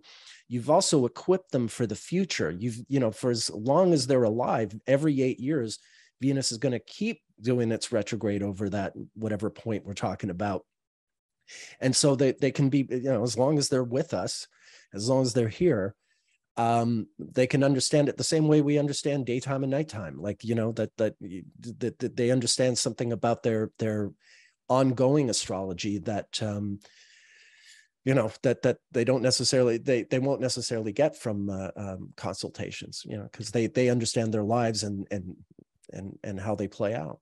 Another important thing I think to bring up about the 8 years, the 8 year repetitions, is that after certain numbers of 8 year repetitions, you also have coinciding cycles or returns of the planets. So, for example, at 24 years, that's not just a Venus return, but also typically a Jupiter return or close to it. At 32, that's Venus and Mars meeting up in the same places that they were relative to the sun. At 40, that's Venus and Mercury coming back to the same places that they were. Now, you may not always have the opportunity to use those intervals, but it gives you a way of kind of qualitatively distinguishing between those different iterations of Venus, that they are also coinciding with the returns of some other planets. And so if someone has those planets in a configuration in the natal chart, then for example, if someone was born with Venus conjunct Jupiter, then you know that, well, age 24 is going to be especially good because it's not just Venus returning, but it's also Jupiter returning. Yeah. Well, that's can testify to that. Yeah. Actually, that's a, just on a side point, since Mars came up, the Venus synodic cycle over time intersects with the synodic cycles of other planets. So indeed, at the age of 24, you have a merging of the Venus and Jupiter cycles. And so for people who have Jupiter-Venus configurations or what have you, that tends to be like a really sort of critical Venus return. 32 is an age where Venus and Mars returns are simultaneous. So at the age of 32 and 64, you'll see, like, if people have really strong Venus-Mars stuff in their chart, the age of 32 or 64 will often be like a really important sort of turning point for them. So yeah, that's another, that's a sort of, more advanced use of the Venus retrograde cycle, but it does come into play, like insofar as it interacts with the other planets. Yeah, we should move forward. Okay, we're sure. about halfway through our outline. So getting a little nervous here because we're 3 hours into this. So to clarify that point, though, about Venus specifically, since we're talking about Venus synodic cycles in this section, that this is taking us back to what we mentioned earlier with the 5-pointed star, which is just that Venus goes retrograde in the same area of the zodiac roughly every 8 years. So in the current cycle with the Leo retrograde that's going to take place between July and September of 2003, we know that Venus went retrograde 2023.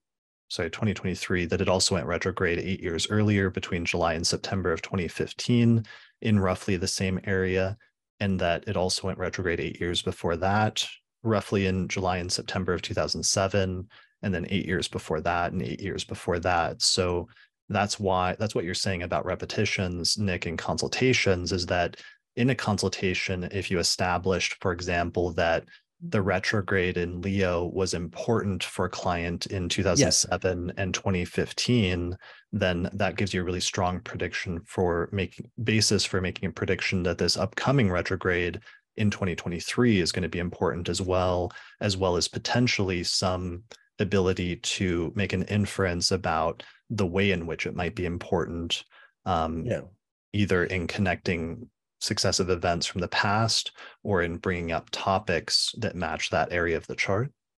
Exactly. And as I was saying, like, not only do you have that, but you've also equipped the subject with the knowledge that long after they've seen you in July to September of 2031 and July to September of 2039 and 2047, it's going to happen again and again. So, if they live another 50, 60 years, they have this basic understanding of how the cycles play out in their lives.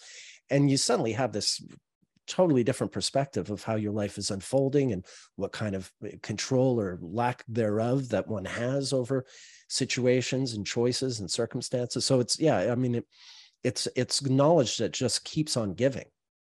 Right. Yeah. So it's not like a Pluto transit, like, oh no, what's this Pluto transit going to be? And you tell them, and then the Pluto transit ends, and then, you never have to think about it again. It's not like that.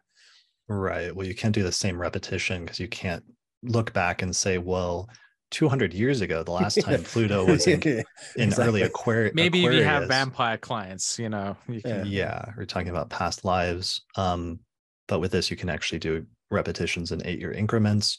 One thing we have to mention with respect to that is that there's a 2-degree offset because every 8 years, Venus stations retrograde 2 degrees earlier in the zodiac than it did the previous 8 years, so that it slowly drifts over time. And so that's why, for example, in this list of dates that I have, even though this upcoming retrograde between July and September of 2023 is going to take place, it's going to start, Venus is going to station retrograde at the end of Leo.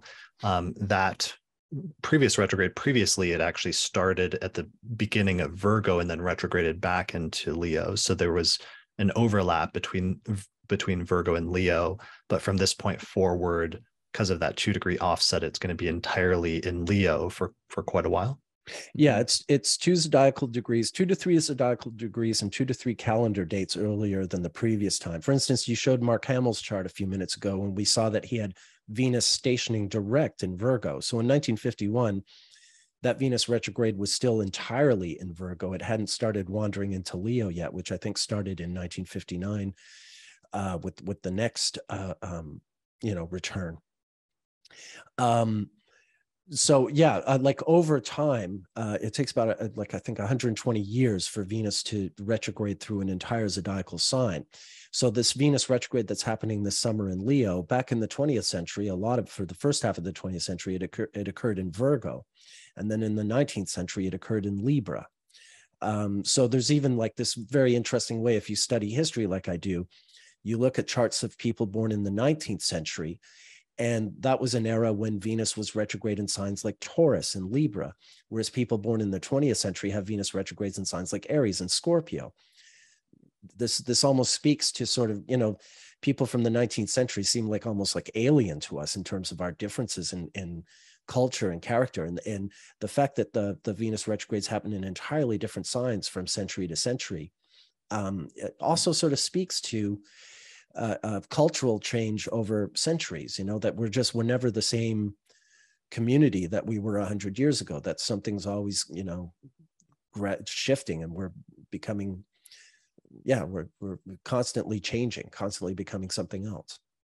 Yeah, as well as like tastes and aesthetics and Sure. longer term generational shifts in terms of that. Right. It's when Venus is retrograde in Libra and Taurus, women want to have these big flowery hats and the, whalebone dresses or whatever. And then, it wanders into the Mars signs, and then it's, cut your hair, start drinking whiskey, smoking cigarettes, and running for office. Right. So let's see, let's do some examples of this really quickly. So one famous time twins one that I know you like to mention is Charlie Chaplin, right? Charlie Chaplin, and then a certain a homeless Austrian painter who wandered down to Germany, fought in the First World War, and became a sort of very powerful autocratic political leader in Germany. And he happened to have a very similar mustache to the one Charlie Chaplin wore in the movies. I'm speaking, of course, of Joe Biden. No. Joke. Everyone knows who I'm talking about. Kanye West has recently expressed admiration for this person. Yeah, I mean, they may not know. So the comparison is Charlie Chaplin and Adolf Hitler, who were born very close to each other, right? 4 days apart. Charlie Chaplin was born April 16th, 1889, and Hitler was born April 20th, 4/20, 1889. Okay, so here's Charlie Chaplin's chart. He was born with Scorpio rising and Venus retrograde at 18 degrees of Taurus, conjunct Mars in the 7th whole sign house. Mm-hmm. Also squaring Saturn at 13 Leo in the 10th house. So there's Charlie Chaplin's chart, and then not a mutual reception. Like, it's similar to Ali's square, but you notice not a mutual reception. So in other words, it's that Saturn. Yeah. Anyway, sorry to interrupt. I mean, it's also different because it's a night chart, so that Saturn is actually more difficult for Charlie Chaplin, whereas Muhammad Ali had a day chart. Yeah. Let's see. Then Hitler was born with Libra rising and Venus retrograde at 16 degrees of Taurus, conjunct Mars in the 8th whole sign house, and those are both squaring Saturn at 13 degrees of Leo. This is interesting because it's a day chart. So the sect is different, and sect is definitely a relevant factor in terms of interpreting a chart overall, as well as potentially for Venus retrogrades and how people respond to Venus in their birth chart and by transit. All right. So what are the striking and the point of this focus of this one of them being time twins is that they both have some very interesting parallels of important turning points in their life that actually happen to coincide with the Venus retrogrades. Exactly. We'll go to 1913, the year that both men turned 24. And it's in May of 1913 when Venus is again retrograde in Taurus. That first of all, Charlie Chaplin is a touring vaudevillian. He's from England, but he's in the United States touring with a vaudeville troupe. And someone, a filmmaker, I think named Max Sennett, hears of him, or I forget if he saw him or someone he knew saw him perform, and Charlie Chaplin, because of his vaudevillian performances, receives a telegram inviting him to come get involved in this new industry, burgeoning industry called cinema, in this strange place in California where people are starting to make movies called Hollywood. So this he was born in the UK, right? He's English, and he's had a very rough childhood. Part of it was spent in an orphanage because his mother had, quite serious mental health issues. and his father had abandoned them. So, there's a whole sort of story there. But yeah, he grew up in the theater, and he's a vaudevillian performer, which is theater for people who don't know. Vaudeville was, before we had movies and television, people just sort of acted things out on stage, and, comedy and musicals and things like that. So he was part of that culture in that industry. And, cinema was just starting to really become a thing. And he gets this telegram inviting him to come to Hollywood. Now, we know this is important because he's going to be Charlie Chaplin, one of the biggest Hollywood icons of all time. I mean, even 100 years later, his films still kind of have a power that most films that are over 100 years old don't. So that's it, an important invitation. And coincidentally, that same month, and this is tied in also, I forgot to mention, with just because he's 24, that's 3 Venus cycles after he was born. So it's actually specifically tied into the one that he was born under, which is the Venus retrograde in Taurus. Exactly. Yeah. And Jupiter, right? Right. And then coincidentally, that same month, May of 1913, is the month that Hitler, being an Austrian, moves to Munich. And because he is someday going to be the Führer of Germany, the fact that this is when he moves to Germany, this is obviously like a really important turning point. If he hadn't moved to Munich, well, who knows how the world would be different today. Right. So just setting the stage in terms of like both these men, arriving to their destinies sort of find them, or they find their destiny, if you will, by relocation in this case. Right. So they're both born with Venus retrograde, and they both have this crucial turning point where they move to the areas where they would later become so important for them, and where they would become famous at that same time. Yeah. And I think there's also, like, both of them are in foreign countries. And there's a really, like for Chaplin, this is going to be, he's got Saturn in the 10th house in a night chart. He's going to live in the United States for the next 40 years, but he'll never get an American passport. He doesn't become an American citizen, which, this is called foreshadowing, folks. Spoiler alert, that'll be a problem for him in 40 years. And 40 years is a multiple of 8, but we'll get there when we get there. But yeah, he's a foreigner in Hollywood. Of course, since he's a silent film actor, it's not like his British accent is going to ruin him for any audience. It's part of what makes him such a huge success, because his movies are loved by everyone. You don't need to speak English to like his movies. But then, Hitler being Austrian, moving to Germany, part of the reason he leaves Austria is because he doesn't want to be drafted. He doesn't like Austria. He doesn't, he's a real sort of, we know he's a sort of German racist, right? He's a racial superiorist. No, that's not a word. He thinks the German race is superior. That's the rescue. And so, he's going to Germany as this Austrian, and the fact that he is a foreigner, I mean, it's this weird phenomenon with world dictators, that Napoleon was a Corsican who ruled France, Stalin was a Georgian who ruled Russia. There's this sort of thing where the foreigner comes in and takes over a country. And that's an important part of the Hitler story, is that he's Austrian, that he's not a born German citizen. So that makes him all the more sort of, enthusiastic in a way. Yeah. I mean, in both instances, they're outsiders that come in, and then, despite being outsiders, end up becoming almost iconic within that culture in some way, or not just fully embracing it, but being fully embraced by the culture in an odd way. Yeah. So let's jump forward though to the there's a number of Venus retrogrades that are important for both of them. But in 1945, there's a Venus retrograde that ends up being hugely important for both of them at the same time. Yeah.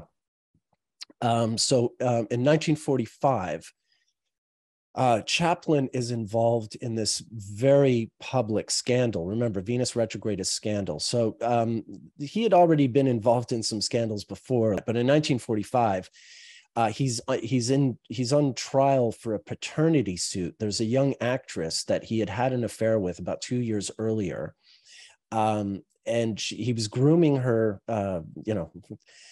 in the modern sense of the word, for a film career, but she turned out to be sort of less to his liking than he thought. So he sort of, terminated their agreement and their relationship, and she didn't take that very kindly. And she wound up taking him to court on a paternity suit. Now, as it happened, we didn't have DNA testing in 1945, but there was a blood test that was used in for paternity suits in these days, and his blood test turned out negative. He was not the actual birth father of her child, but because he was a much older, rich, left-leaning,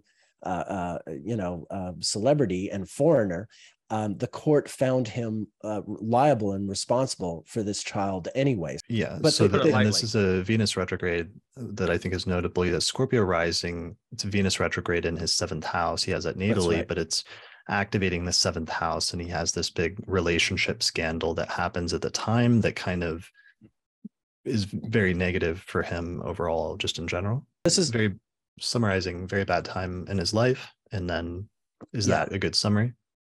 Very bad time in his life. Yeah. And this is April of 1945. So April of 1945 is also a big month for Hitler. First of all, he gets married. But then, well, that's nice. The next day. But then the next day, he and his wife commit suicide because Russian troops are closing in on them. So not much of a honeymoon there. He is the ruler of the 7th and the 8th. I mean, that was the honeymoon. The honeymoon was that they both committed suicide like the next day because they've lost the war.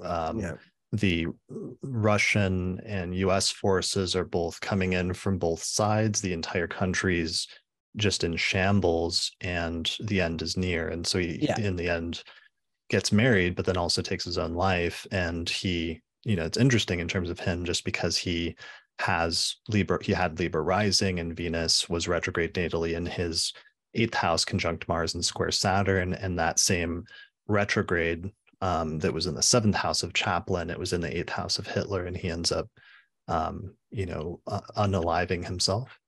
Yes, unaliving himself. Well, there's one last thing just to say about Chaplin. So Hitler's shuffled off, and we don't need to worry about him anymore. 8 years after Chaplin's lost paternity suit, he sails to Switzerland with his wife and children, because he's now married. And while he's gone, the American government revokes his visa. Like I said, 40 years earlier, when he got that telegram, he never became a U.S. citizen. So he's in the country at the good graces of the U.S. government. And it's the height of the McCarthy era. And Chaplin is, known to be a communist sympathizer. And he's very suspect as an alien who has never, applied for American citizenship, despite living there and making a good life for himself for 40 years. So they revoke his passport, and he winds up sort of settling in Switzerland for the next, for the rest of his life. He does finally come back to the United States in April of 1972 to receive an honorary Academy Award, and that occurs when Venus is about to go retrograde in Cancer to Gemini. So even there's that's a later triumph. But just to focus on 1953, remember in 1913 he's invited to Hollywood, and where he will settle and create this life for him. And then 40 years later, in 1953, during the same Venus retrograde in Taurus, his American film career ends. And what was Hitler doing at that time? Oh, he was already in the grave. Rotting. Yeah, I'm just kidding. Although there was a big East German uprising during this Venus retrograde in 1953. So Germany itself actually had a Venus return from the devastation of 1945. So there is something there, which is also the peace treaty. Yeah, which is also, exactly, because it was just a couple of days after Hitler took his own life that the Nazis surrendered. Yeah. So with those two examples, we can kind of see the thread of it connecting events in 8-year increments. Hitler moves to Munich, to Germany. Hitler, having been the source of the destruction of Germany and everything falling apart, ends his life there at the same time in Berlin. So, and then Chaplin going to Hollywood versus, getting blacklisted from Hollywood in 1953 and from the US, and basically having bookends or tail ends of his film career. Yeah. Got it. Okay. That's pretty good. So Patrick, I know you mentioned some research you'd done on marriage, right? So I mean, this not my research. This is just from the U.S. Census. So the U.S. Census does all this research and statistics of the ages at which people get married and the length and duration of marriages. And so there's this really interesting summary from one of these U.S. Census reports about the durations of marriages. And I mean, we can probably link to this for the episode, but basically it says that first marriages which ended in divorce lasted a median of 8 years for men and women overall, and the median time from marriage to separation was shorter, about 7 years.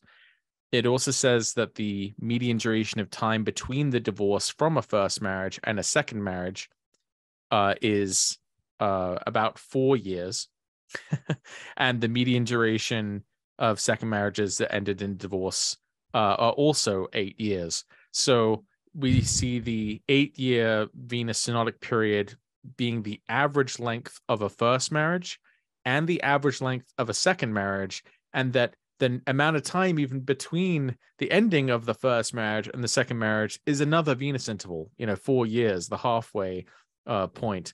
So, I mean, we've already brought up examples here already of the 8-year interval showing up in relationships, but it's even more insane that this actually shows up in the statistics themselves, and to the point where there's even this really hilarious Psychology Today article that says why so many couples divorce after 8 years. Predictably, the article does not mention anything about astrology or Venus, but this is very, very obvious to anyone who's aware of this cycle, as you now are, that this is some fundamental part of the timing and rhythm of human social relations. And so in many ways, very unsurprisingly, the 8-year interval happens to show up as a kind of average amount of time that a marriage lasts. Yeah, that's really incredibly striking.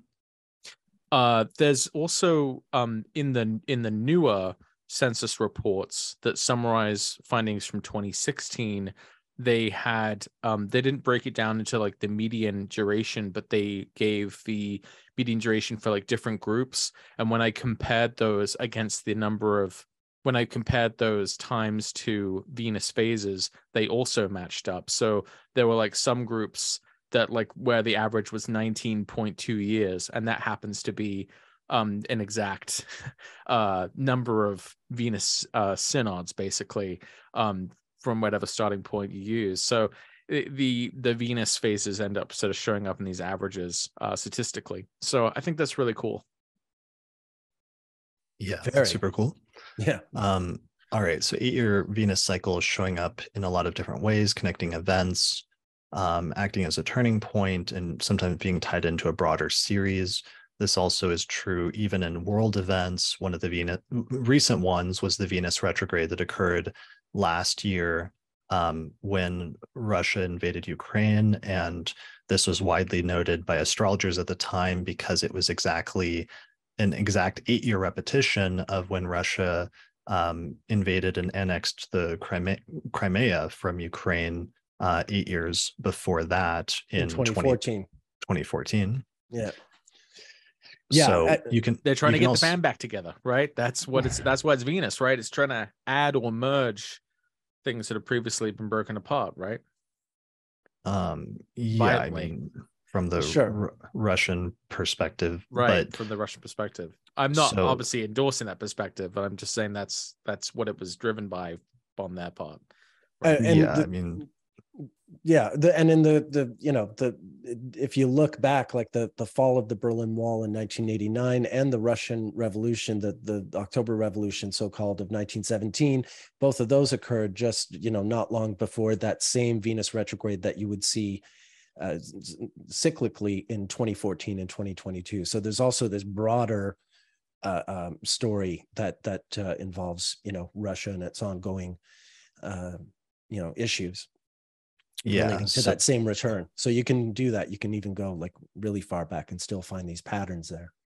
Yeah, so this 8-year cycle can even be applied in world events and in mundane events, especially studying countries, especially over very long periods of time. That's something you specialize in particular, and that people can find more videos and different lectures and live streams that you're currently giving on your YouTube channel, which I'll put a link to in the description below this episode.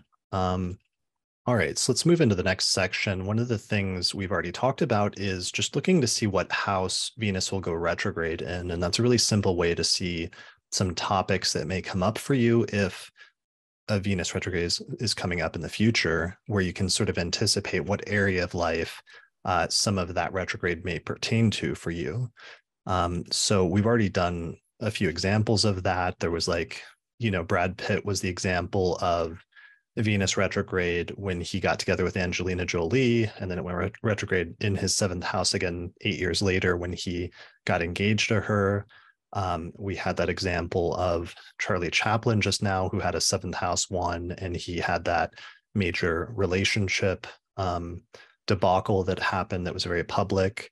What are some other, do we have any other examples that come to mind of ones that happened in a specific house? Yeah. So Machine Gun Kelly has Gemini rising, and Venus went retrograde in Gemini in May of 2020 when he got together with Megan Fox. And then Megan Fox has Capricorn rising, and they got engaged when Venus went retrograde in Capricorn over her ascendant. And so they both had Venus go retrograde through their first houses as their personalities kind of became enmeshed or entwined with each other's, when they got together and then when they got engaged. So I thought that was kind of interesting, because we might think of those as 7th house events, and they are, and I think there are other ways you can sort of account for that. But I think it was interesting that they through their connection with each other, they kind of formed sort of a new entity in some ways. They became this, they sort of reformed their own kind of identities by becoming, this power couple that's power couple that's bigger than both of them. Sure. So one of the ways in terms of this that you can know if a Venus retrograde is going to be important for you is if it happens on an angle. So because the angles are the foundation of the birth chart. This is true especially of any of the 4 whole sign houses, whole sign angles, which are the rising sign, the 4th whole sign house, the 7th whole sign house, and the 10th whole sign house. So with that, some of the keywords that you can pay attention to if Venus is about to go retrograde in one of those is if a Venus goes retrograde in your 1st house, sometimes issues pertaining to yourself, your appearance, or your body can come up as pretty straightforward ones, in addition to just it being more important for you personally or relating to you personally because it's your 1st house, as we've mentioned in those 2 examples you gave. Sometimes those topics can come up. If a Venus retrograde happens in your 4th house, issues related to your home, your family, your roots, or your origins can come up. I used that example, for example, of Venus retrograde hitting my IC or stationing on my IC, which also has 4th house significations and reconnecting with family. Yeah. 7th house can be relationships, partnerships, but also just your interactions with other people in your life in general. And the 10th house can be career, reputation, life direction, and superiors. So so those are all possible examples. Does the George Lucas one have an actual connection with the house topics, or is it just that they're obviously important ones that happened in angles? Yeah, no, I guess they're important ones that happen on angles. They happen in his 7th house. I wouldn't say they don't have to do with relationships. They have to do with his work.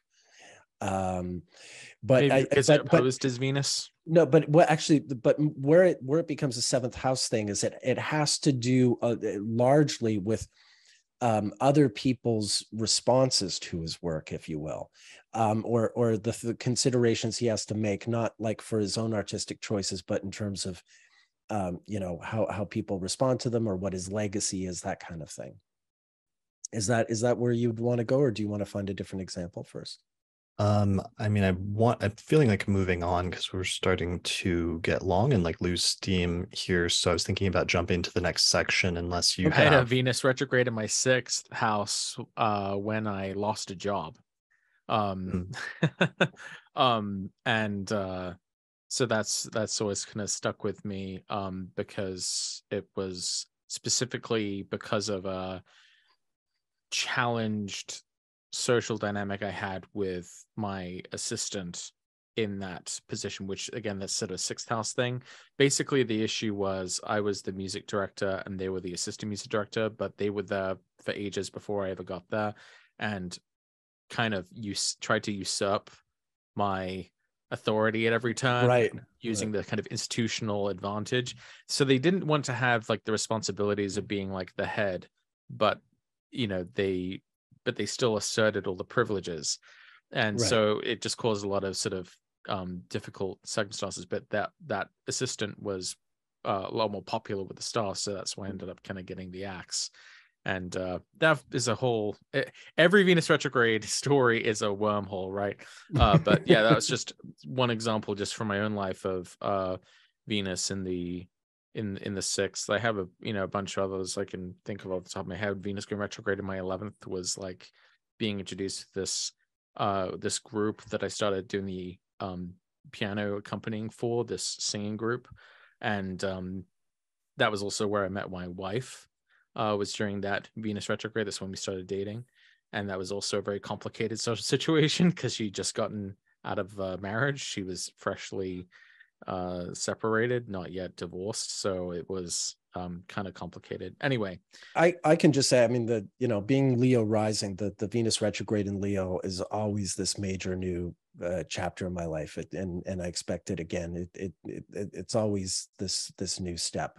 It's been very, very consistent, which I guess was part of what helped me recognize the power of the cycle. Although I first noticed it in other subjects I was studying before I really pointed it out myself. But without question, the Venus retrograde in Leo in my 1st house has that new chapter vibe. Nice. Yeah. I can't believe how many Venus retrograde events I was able to find from my childhood that I sort of forgotten about. Yeah. Like I remember I was like obsessed with my teacher from when I was only like 7 years old. On November 5th, 1994, because it was Guy Fawkes night, that's when she like introduced me to her boyfriend at the school event, and I remember just being distraught. Shame. And that was a Venus retrograde in Scorpio. Yeah. So, and I have Venus in Scorpio. So, it's just crazy because I always remembered that. And then I finally put it together. Oh, that was like a Venus retrograde event. Anyway, I just wanted to bring up a couple of other examples of like Venus in the houses. All right. So moving on to the next section, one of the last things we wanted to mention was annual profections. And this is another way that you can figure out if a upcoming Venus retrograde period is going to be important for you if it's activated through annual profections, because as one of the Time Lord techniques, annual profections helps you to know which planetary transits are going to be more important in a coming year. And you can see some of the previous episodes I've done on annual profections just by searching through the podcast archives for more on that technique. We've already mentioned one, didn't we, where somebody, I guess it was just a perfected sign, but one of the primary Kurt things Cobain, we mentioned his perfection. Yeah, but one of the more straightforward ways is just if you're in a Taurus or a Libra perfection year, then it means that Venus is activated as the Lord of the year. And in those instances, if Venus goes retrograde at that time, it's going to be you're going to want to pay more attention to that retrograde than you would in other years. Yeah, absolutely. Okay. Megan Fox was in a 10th house Libra perfection until May 16th, 2020. And just before her solar return in April to May of 2020 was when she got together with Machine Gun Kelly. Right. So which was during the Venus retrograde. Yeah, right. exactly. Yep. Okay. So that's Venus a good was one. her ruler of the year, and that's when it happened. Yeah, and they're a very sort of Venus retrograde kind of couple, like you said. For sure. Yeah, we actually talked about it on the February 2022 monthly forecast when we were kind of doing a recap of like, what happened during that Venus retrograde, and we talked about the drama with Kanye West and Kim Kardashian and their ongoing divorce saga and the extremely almost unhealthy Megan Fox, Machine Gun Kelly dynamic Right. with Venus retrograde conjunct Pluto in Capricorn at that time. Yeah. So pay attention to if you have Venus as the Lord of the year in profections, because then it's going to be more important. Or if Venus goes retrograde in the perfected sign, like for example, with this upcoming retrograde, if you're in a Leo perfection year, then it means that retrograde in Leo is going to be more important for you than it might be for other people. And we've used already the example of Kurt Cobain with that, where he was in a Virgo perfection year and Venus went retrograde in Virgo in the year that Nevermind came out, their biggest album came out. Yeah. Machine Gun Kelly was in a Capricorn perfection year when they got engaged during Venus retrograde in Capricorn. There you go. Okay. It's actually a bit of a darker story than you'd think, because it's his 8th house that was perfected. And at first it didn't make sense. So it's like, what's so 8th house about this? But it turns out a little later, he released this song called Last November, referring to November 2021. And he talks about this miscarriage that they'd had.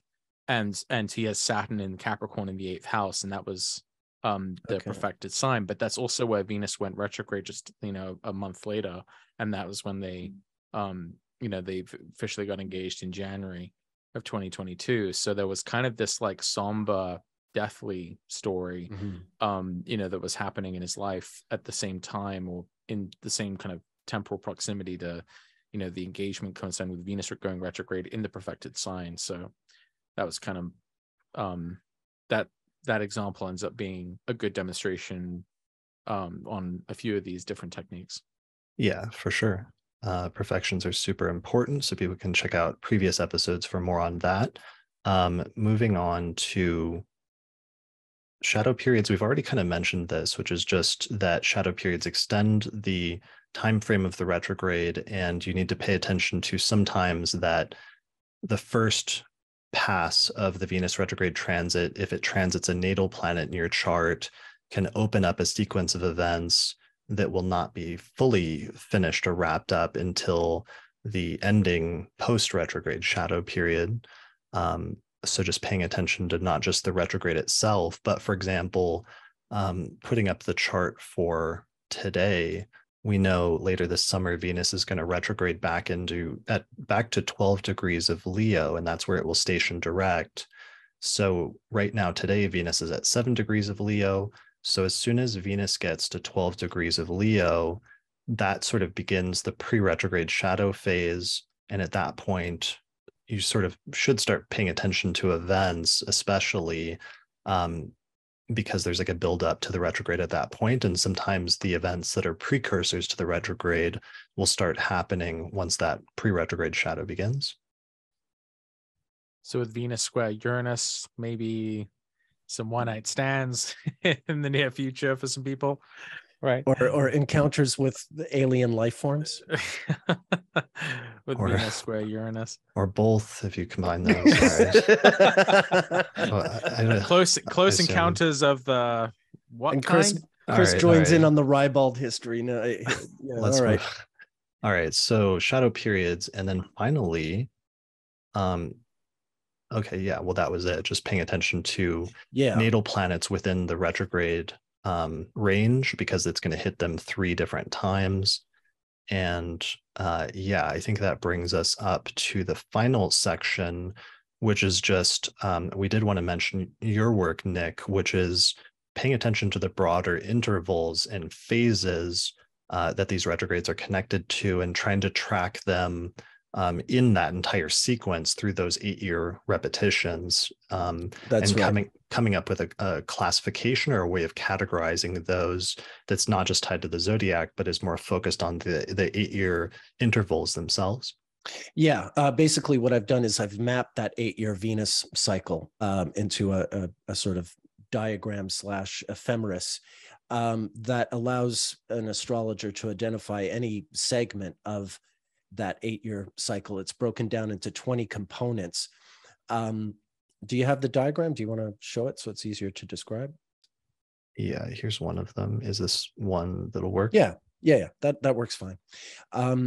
So yeah, you can see the inner ring is a 10 division with letters A, B, C, D, and there's black and white, 5 of each. Those are the phases. So the black D, the black C, the black B, the black A, and the black E, those represent Venus in its evening star phase, and then the white letters represent Venus in its morning star phase. And then that outer ring with the 4 colors, the red, white, blue, and black, these I call Venus intervals, and these map the changing speed of Venus, because Venus moves at different speeds at different times of its cycle. And it's the red intervals. You see the red 1, the red 2, the red 3, the red 4, the red 5. These are where the Venus retrogrades happen.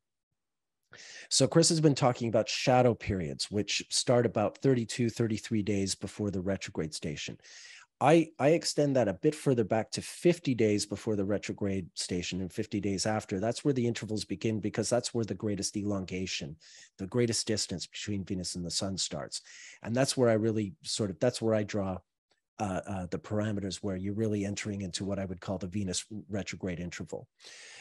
So it's an extra 16, 17 days on either side apart from, before and after the shadow periods.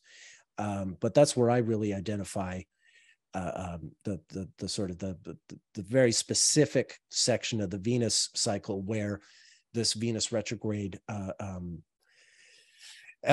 thing we've been describing, the sort of the changing consensus, the revisiting the rules, the breaking the rules, all that kind of stuff, to my mind, really begins in between the two greatest elongations of Venus, where begins, and then you get the Venus retrograde, and then it ends at the other greatest elongation.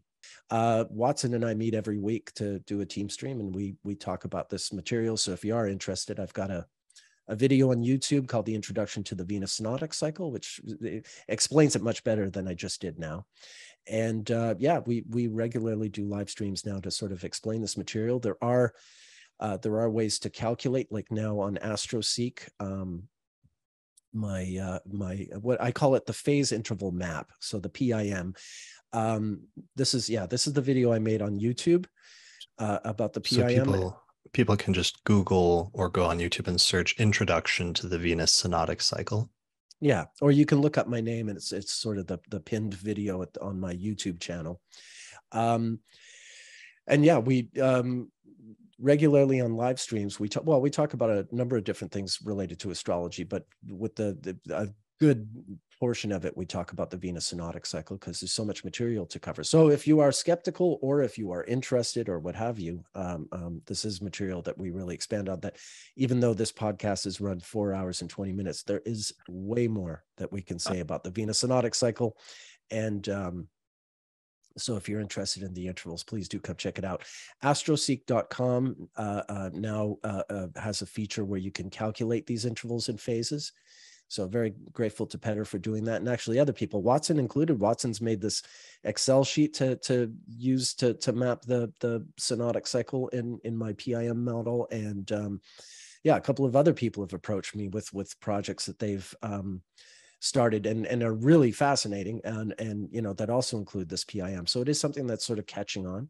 And the main idea is that it's a really, there you are. There's the AstroSeek Venus synodic cycle map. So people can just Google Venus phases and intervals AstroSeek, and that page will come up. And make sure to put a dash between Astro and Seek. That's right. Astro-seek.com. And that's a little that's a great way to sort of, if you've seen my introduction to the Venus synodic cycle video and you're wondering, am I a black 3, am I a white 4, or whatever the case may be, thanks to astroseek.com, astro-seek.com, you can look that up yourself, and then check out the live streams that Patrick and I do to get sort on of Sundays afternoons. Sunday afternoons, yes. Yeah, Also, and people also can find that partially through your YouTube channel, which is youtube.com/nickdiginvest. Yeah. And it also runs on your YouTube channel as well, doesn't it? Yeah, it's also on my YouTube channel. It's also my Twitch. It's on my Twitter. I'm trying to get it set up with my Facebook. So pretty much anywhere that I am, you should be able to find a link to it. Yeah, I'm also on the Twitter, Twitch, and Facebook. And I want to add the Blue Sky and the what is it? Mammoth? What's the other one? But Mastodon. I want to add them there.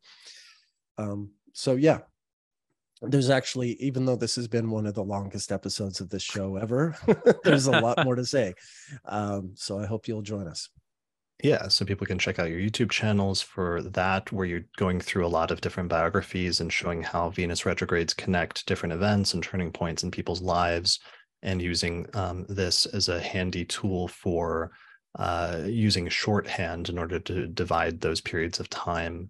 And do some of those studies with Venus retrogrades, because it turns out it's actually Venus retrogrades can be more interesting and even complex than what we've gotten into here in this episode, where we've kind of almost scratched the surface in some ways. Yeah. But hopefully we've given people some ideas for how they can understand and an access point for understanding Venus retrogrades in their own charts, and both in terms of natally and especially with upcoming transiting retrograde periods and how that can work in their life.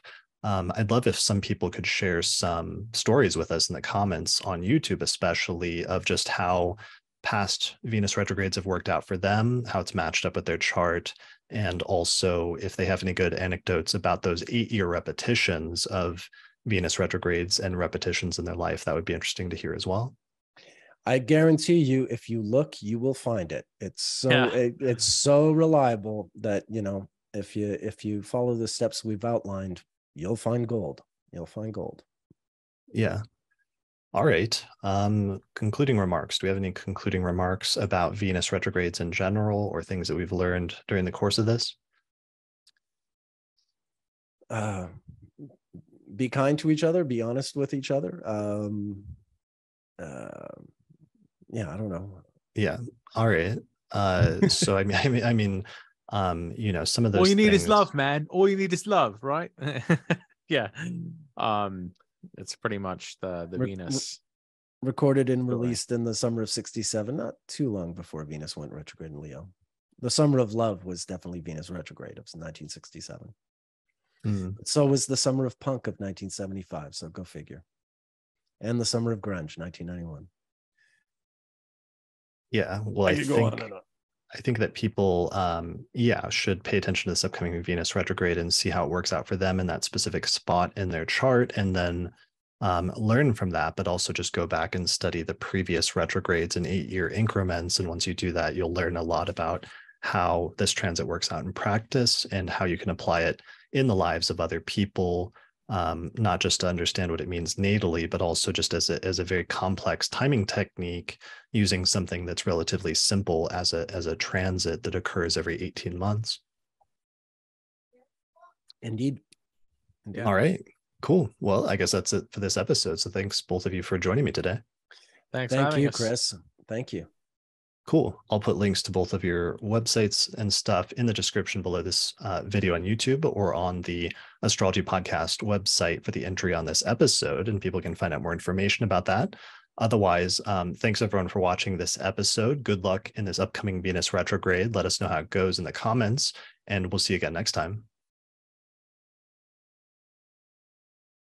Special thanks to all the patrons that helped to support the production of this episode of the podcast through our page on patreon.com. In particular, shout out to the patrons on our producers tier, including Thomas Miller, Catherine Conroy, Christy Moe, Ariana Amour, Mandy Ray, Angelique Nambo, Issa Sabah, Jake Otero, Mimi Stargazer, and Jean-Marie Kaplan. If you appreciate the work I'm doing here on the podcast and you'd like to find a way to support it, then please consider becoming a patron through our page on patreon.com. In exchange, you can get access to bonus content that's only available to patrons of the podcast, such as early access to new episodes, the ability to attend the live recording of the monthly forecast episodes, our monthly auspicious elections podcast, or another exclusive podcast series called the Casual Astrology Podcast, or you can even get your name listed in the credits at the end of each episode.